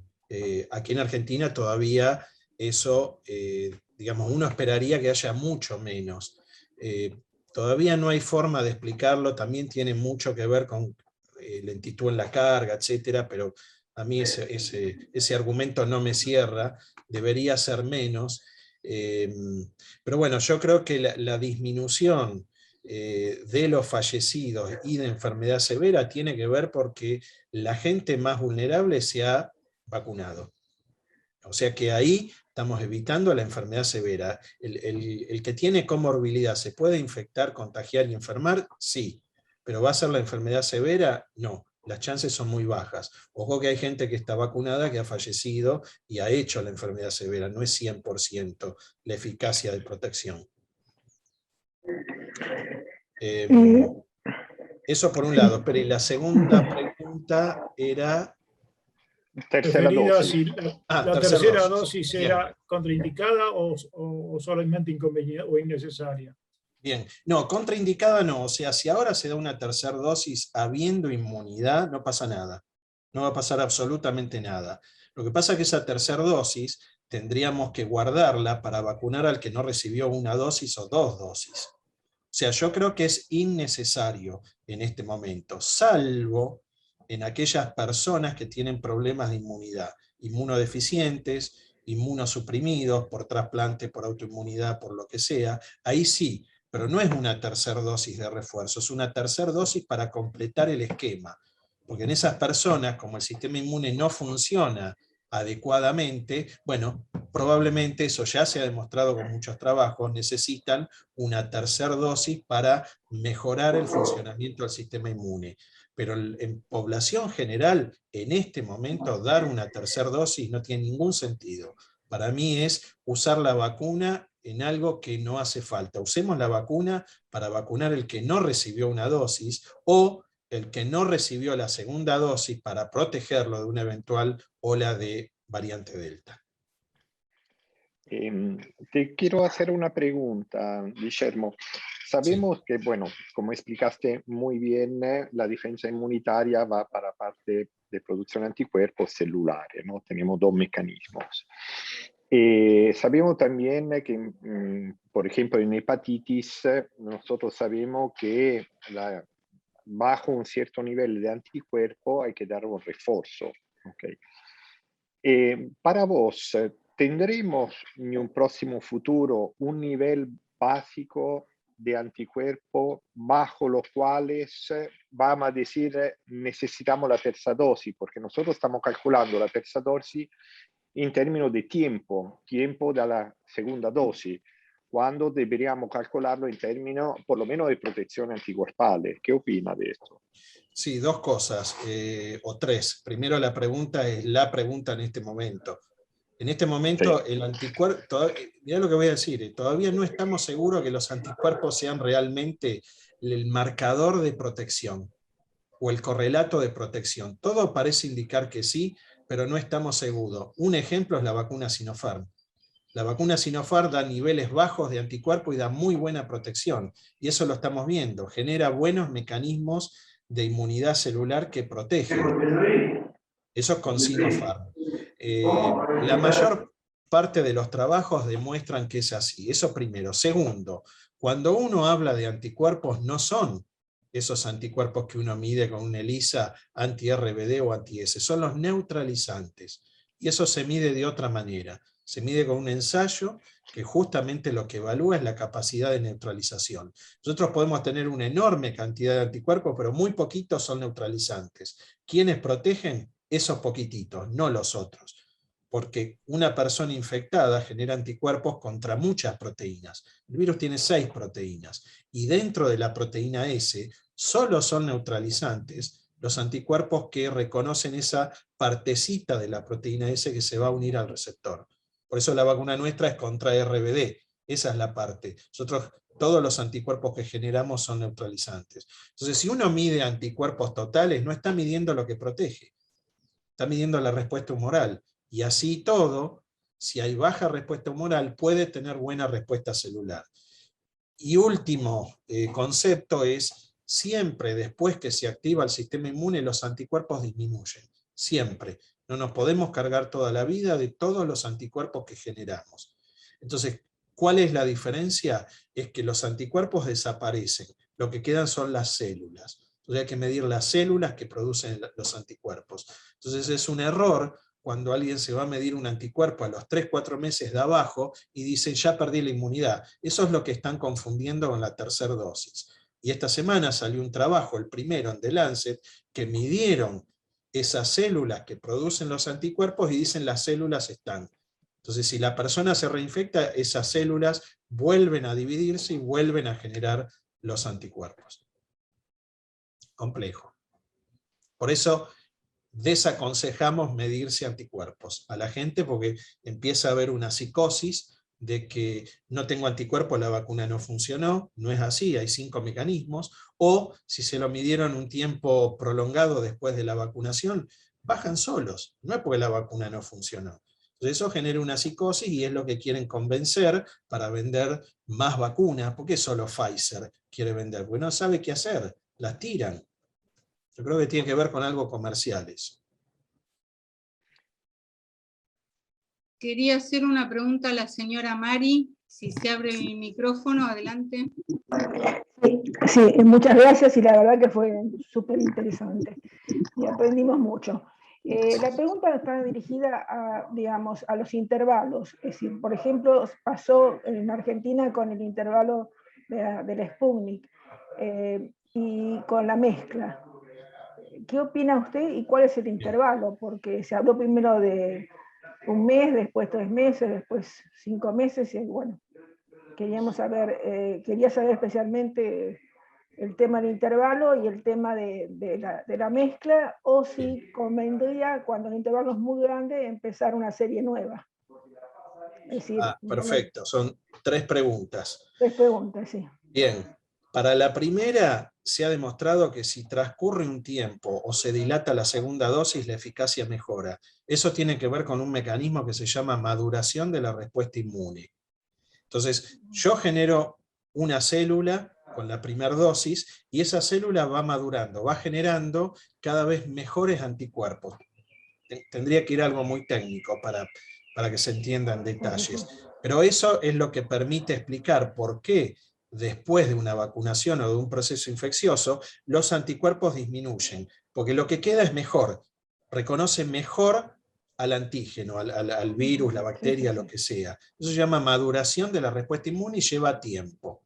Entonces, ¿por qué de entrada se decía 21, 28 días? Porque así se estudió, así se probó, y había que vacunar y dar las 2 dosis rápido.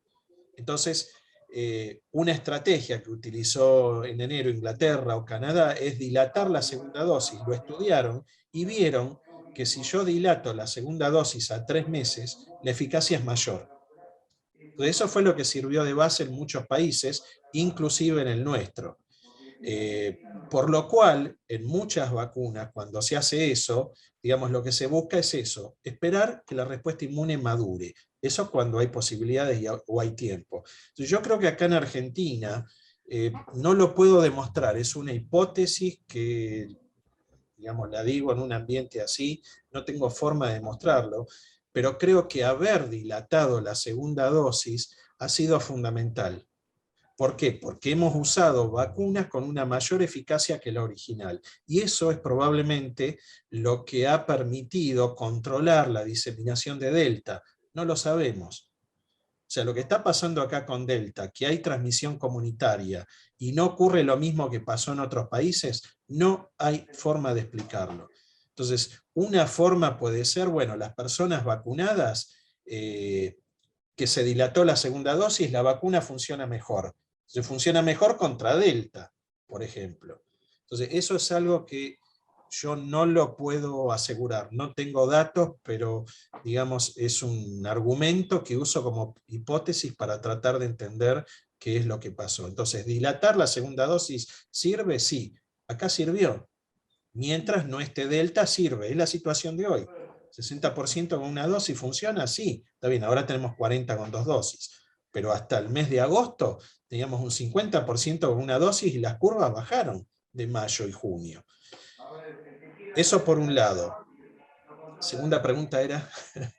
Claro, la mezcla La de mezcla, bien. vacunas. Bueno, eso sí, nosotros lo estamos estudiando, hay un ensayo en toda Argentina y nosotros estamos participando el de provincia de Buenos Aires y estamos viendo que funciona. La combinación de vacunas funciona, en algunos casos da mejor resultado que lo que se llama el esquema homólogo y en otros da igual. Y en otros estamos estudiando, no puedo asegurar hoy que da peor, porque estamos llevándonos sorpresas con la inmunidad celular que les decía. Obviamente tiene que ver con Sinopharm. Pero, por ejemplo, lo que vemos de combinación, esto que quede acá nada más, vacunas a vectores virales, AstraZeneca y Sputnik con Moderna, está dando unos niveles de anticuerpos altísimos. Mucho más alto, vos tenés eso, mucho más alto que Sputnik o AstraZeneca. ¿Qué va a significar? ¿Cuál es la eficacia? No sabemos, pero los anticuerpos neutralizantes, yo no les puedo mostrar los resultados porque si se enteran me matan, es súper confidencial eso. Pero créanme que es así, anticuerpos totales y anticuerpos neutralizantes con Moderna está dando muy buenos resultados, por lo cual la combinación funciona. Y además permitió reducir o no dilatar tanto la segunda dosis frente al riesgo de Delta. Y la tercera... La tercera era si cuando pasaba demasiado tiempo, bien. Sí, había que empezar de vuelta. No, eso también me lo han preguntado. Cuando se habla de dosis de refuerzo, nunca se da el esquema completo. Con una dosis alcanza. ¿Por qué? Aunque pase 6-7 meses. Exactamente. Porque la primera dosis genera las células que producen anticuerpos y después esas células quedan, las de memoria. La segunda dosis lo que hace es aumentar la célula de memoria, que ya había y que las tenemos en médula ósea, en los huesos. La tercera dosis vuelve a reforzar. Entonces no hace falta dar 2 veces o 2 dosis como refuerzo. Pues lo que estoy haciendo, eso es lo que hay que estudiar. O sea, por ejemplo, fiebre amarilla, yo doy una dosis y las células me duran toda la vida. Con otras tengo que dar tétanos cada 10 años. Bueno, influenza es otro tema, lo damos todos los años o es otro tema. Meningococo cada 5 años. Entonces eso hay que estudiarlo. Hoy en día lo que sabemos, que es lo que les decía hoy, que en 8 meses esas células de memoria no desaparecen.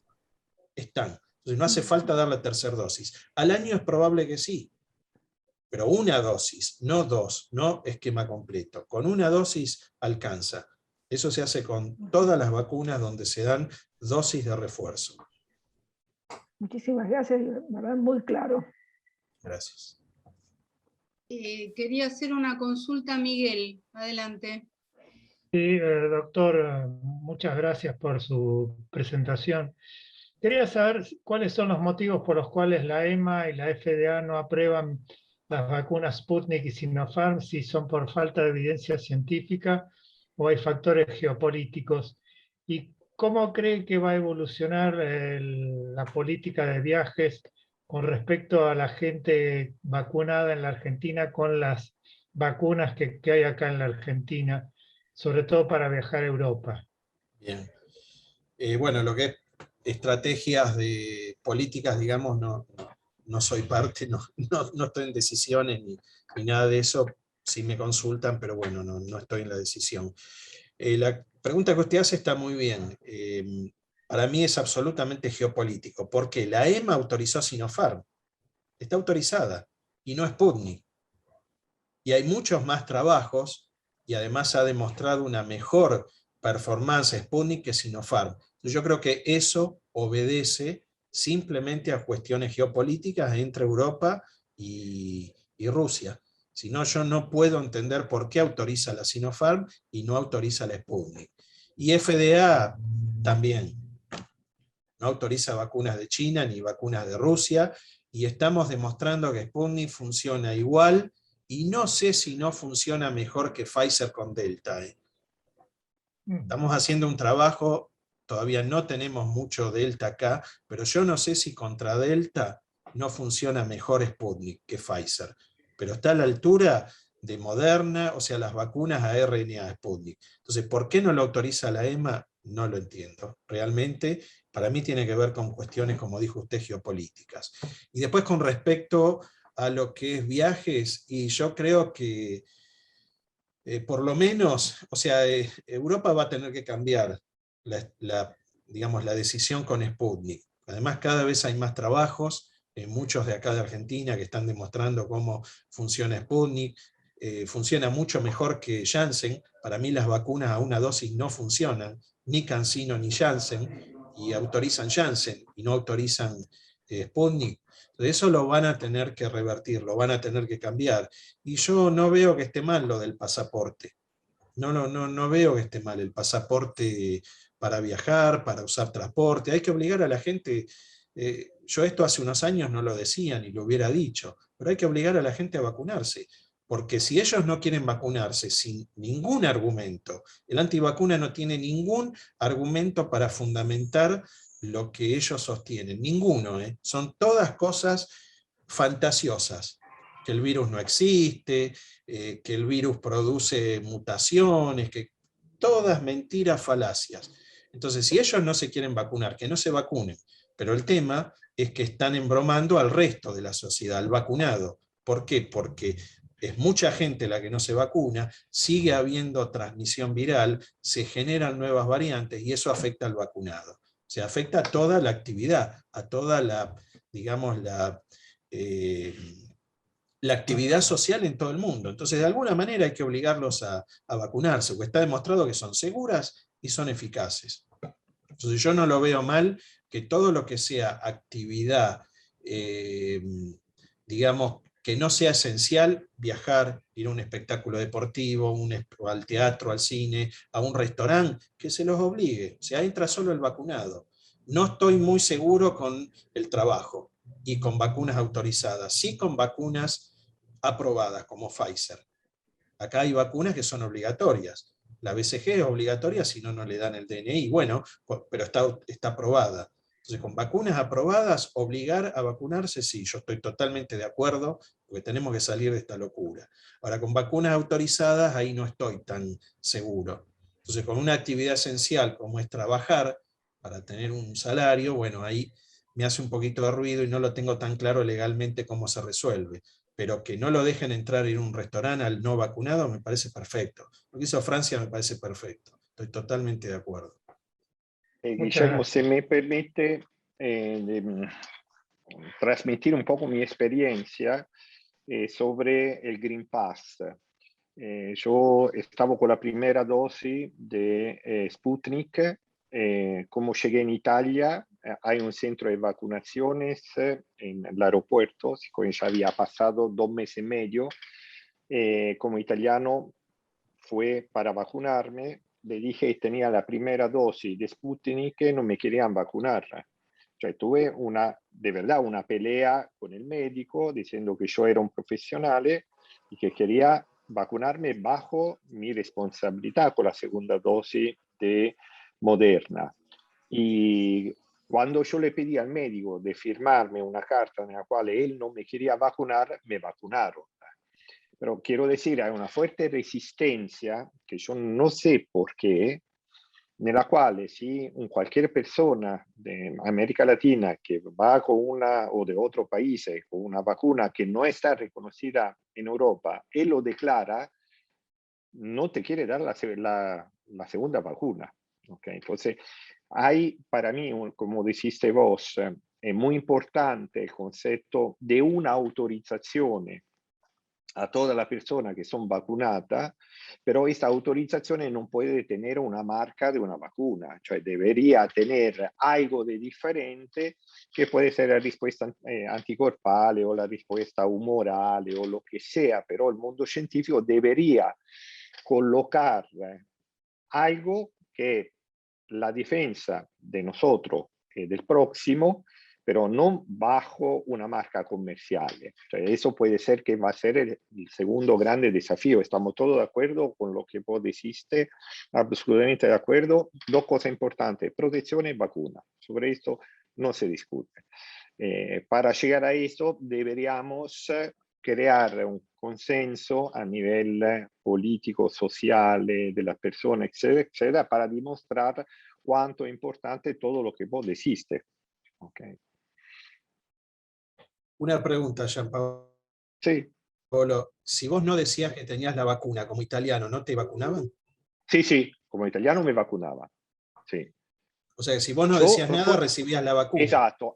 Yo aconsejo a todos ustedes, se van en Italia, no diga que tenga la primera vacuna de Sinopharm o de Sputnik o de alguna vacuna no autorizada en Italia. Diga solamente si quiere vacunar, nada más. ¿Y con esa vacuna te dieron el Green Pass? No, no me dieron el Green Pass porque yo declaré que tenías, fue una pelea la mía, yo fui honesto como siempre lo soy, fui allá, le dije que tenía Sputnik, entonces me dieron un certificado con primera Sputnik, segunda Moderna, y después en el sistema informático, debiendo no lo podían hacer, me pusieron, después yo lo descubrí, me pusieron la primera dosis de Moderna. Entonces yo fui al mi médico para pedir el Green Pass. Mi médico no lo lograba obtener. Entonces fue a una farmacia y tampoco. Entonces fue en el centro donde me habían vacunado preguntando de esto. Y bueno, me contestaron dos cosas. Sí, estoy registrado como primera dosis, pero no me podían dar el certificado porque el sistema no estaba funcionando. Entonces tenía el avión de regresar a Argentina, me vino acá y quiero blanquear mi situación en Argentina, pero tampoco sé cómo hacerla. Entonces, tengo una división, mitad 12 en Italia y mitad 12 en Argentina. Un poco, el mundo necesita unirse un poco más para que lo viajante, la persona que, bueno, por razones de trabajo, de familia, lo que sea, está colocada en parte distinta en el mundo, cómo armonizar esta situación. No lo hablo para mí, hay muchas personas en mi misma situación y condición. Tenía, doctor, una pregunta más, que era si la Sinovac está autorizada para Estados Unidos o Europa. No, hasta donde yo sé, no. Ninguno de los dos lugares. No. Bueno. Por eso es llamativo. ¿Por qué autorizaron Sinopharm si no hay tantos trabajos? Hay más trabajos de Sinovac que muestran que tiene menor eficacia. Sinopharm hay 1 o 2 trabajos y la autorizaron. Eso es lo que me da pie a pensar, como hoy decían, que es algo geopolítico, simplemente. Sí. Una pregunta, ¿hay alguna, digamos, prueba que sea relativamente fácil o económica para hacer para demostrar que uno tiene los anticuerpos, es decir, como si pudiera sustituir el certificado de vacunación con esa prueba para poder entrar en Estados Unidos, en Europa? No. O sea, sin estar vacunado, no. Digamos, no. hasta ahora no se ha podido definir. No, estando vacunado, pero no con una vacuna autorizada. Por ejemplo, si uno quisiera ir es decir, no hay forma de demostrar que uno está inmunizado. Exacto. ¿Por qué no? Primero porque lo que hoy les decía, hasta ahora se está estableciendo que tener anticuerpos es correlato de protección. Lo que no hay es un umbral. O sea, decir, por encima de cuánto tengo. O si tengo tanto, ¿estoy protegido o no? Eso todavía no se ha definido, como decía Gianpaolo, para hepatitis. Yo creo que en breve se va a hacer eso. Pero puede llegar a generar todos estos problemas que usted dice. Si yo tengo esos anticuerpos con una vacuna que no quieren autorizar por el motivo que sea, se les va a filtrar la gente. No sé cuál es. Sí. Para viajar tendríamos que eventualmente vacunarnos de vuelta. Y yo no creo que sea la solución. Cada vez que uno se... Bueno, para tener la vacuna que ellos aceptan. Y ahí por eso, sí. Sí. Si no, bueno, por eso... es ridículo, pero es como que no queda otra. Sí, por eso mucha gente ha ido a Estados Unidos y se ha dado la de Janssen de una sola dosis, justamente para tener el Green Pass. Y no conviene combinar Sputnik con Janssen. Eso la gente que lo ha hecho ha sido un error. Pero bueno, si lo han hecho para obtener el Green Pass, y bueno, lo tienen el Green Pass, pero que sepan que no están protegidos, como corresponde. Aldo quería hacer una pregunta, que levantó la mano hace un ratito. A ver. Sí, yo hoy me vacuné con una AstraZeneca, pero no me supieron decir o no me quisieron decir si era de la India, si era de la China, si era de Oxford. No, no tiene importancia dónde era la AstraZeneca. Es lo mismo, es lo mismo. Es lo mismo que acá la de Sputnik, que la hacen en Gamaleya, y acá hacen la etapa final, ellos tienen que chequear que sea la misma vacuna. O sea, Y la titular, otra, sí. okay, no, y la otra es, ¿a partir de cuándo? Se frisa. Se terminó. Aldo, está andando mal. No sé si vos nos escuchás, pero te frisaste en el momento de la pregunta. El efecto secundario de la vacuna de hoy. ¿Cuánto tiempo toma? Pues ya, A ver, ¿cómo? Pues salió cortado. Repetila. ¿cuánto tiempo hace efecto la segunda dosis? Si me vacuné bien. hoy, ¿son 7 días? ¿Cómo es? Bien, eso es cierto, porque han estado diciendo cualquier cosa. Como la segunda dosis lo que hace, dijimos antes, es activar las células que ya están formadas, a partir de 3-4 días ya hace efecto. No hay que esperar un mes, como decían, que recién el que se vacuna ahora en octubre va a estar protegido. Eso no es cierto. 3-4 días ya hay protección. Si pasa un tiempo más, esa curva sigue aumentando como les mostré, pero es rapidísimo que se produce, pero es rápido. Digamos, no hay que esperar 15-20 días como con la primera, ahí sí. Ok, gracias. De nada. Gianpaolo, ¿querías comentar algo? Sí, acerca de dos cosas. Uno de los viajes. Aún no es fácil viajar. También en Italia hay muchas restricciones. Cioè, puede viajar solamente o por asunto de trabajo o porque tiene familiares o porque hay grave problema de salud. Por otras razones no lo están autorizando la entrada, independientemente de la vacuna o no. Okay. Entonces, aún no es fácil viajar, lo que decía Guillermo, que es muy importante aún mantener alto el nivel de guardia. Okay. Yo regresé hace poco a Italia, lo que vi en Italia, bueno, un relajamiento muy grueso, muy importante, la gente ya no tiene más protección con mascarilla, etcétera, etcétera. Y eso empezamos a ver otra vez una subida de los casos en Italia. ¿Okay? Por suerte, como demostró Guillermo, los niveles de mortalidad son bajos, son muy bajos, gracias al hecho que ya tenemos, si recuerdo bien, un 84% de personas con la primera vacuna y más o menos 80, 70 y pasa con la primera dosis. Entonces tenemos un buen nivel de inmunidad de rebaño. Bien. Guillermo, Sí. yo te quería preguntar sobre qué opinas de la factibilidad de vacunas combinadas de flu con COVID. No debería haber ningún problema. Ninguno. Así como se da la quíntuple, la sextuple viral todo junto, no debería haber problema, yo creo, dándolas en forma simultánea en la misma vacuna o separados. Dijimos que cada vacuna es específica. Yo lo que doy contra influenza va a funcionar contra influenza y no va a afectar contra SARS-CoV-2 o cualquier otra. No debería pasar nada. El problema es que debería ser estacional. Y no lo sabemos. COVID no es estacional.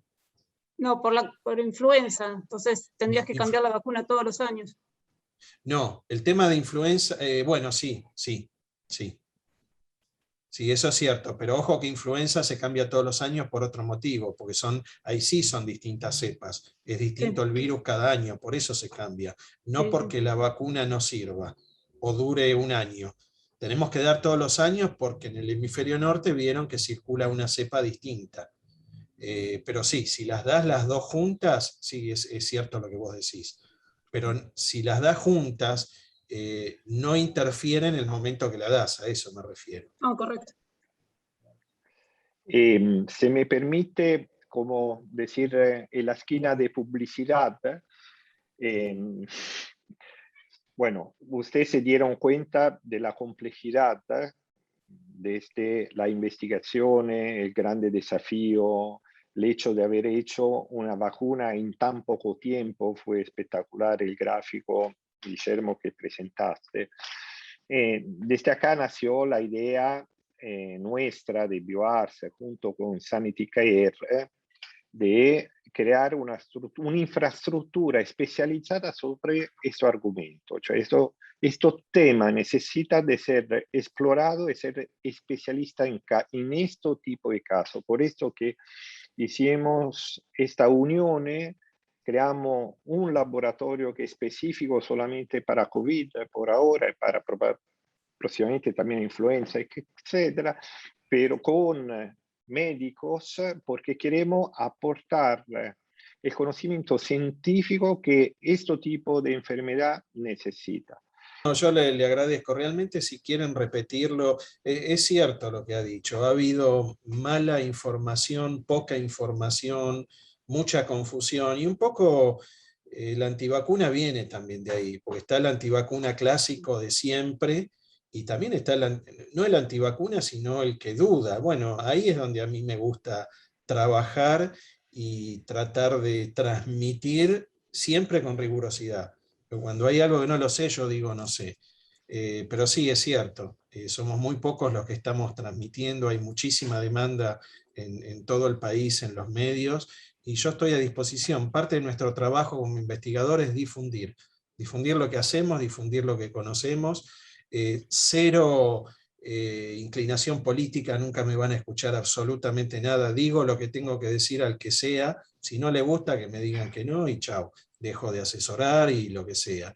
Pero de mí, digamos, siempre va a ser técnico, sanitario, inmunológico, y con todas mis limitaciones, pero voy a hablar de lo que sé. Así que yo estoy a disposición, como le dije a Gianpaolo, cuando quieran hacer algo así, que como vos decís, Fabiana, hay gente que lo necesita y le sirve, yo estoy a disposición. No, me gusta, me apasiona, lo habrán visto, y no es un esfuerzo para nada. Bueno, muchísimas gracias. Vi que Ricardo se abrió el micrófono. No sé si alguien quiere decir algo más y después le damos el cierre a Gianpaolo. No, nada. Bueno. Ricardo, al almuerzo me había dicho que tenía 2 preguntas. Ya quedaron contestadas. Ya quedaron contestadas, entonces Sí, sirvió. Sí, Bueno. sí, honestamente sí, fue muy útil. Yo tengo las 2 dosis de Sinopharm y bueno, la duda que tenía, Guillermo la reafirmó 2 veces y bueno, ya es suficiente. Sí. Sé que no puedo viajar a ninguna parte del mundo, pero por lo menos estoy vacunado.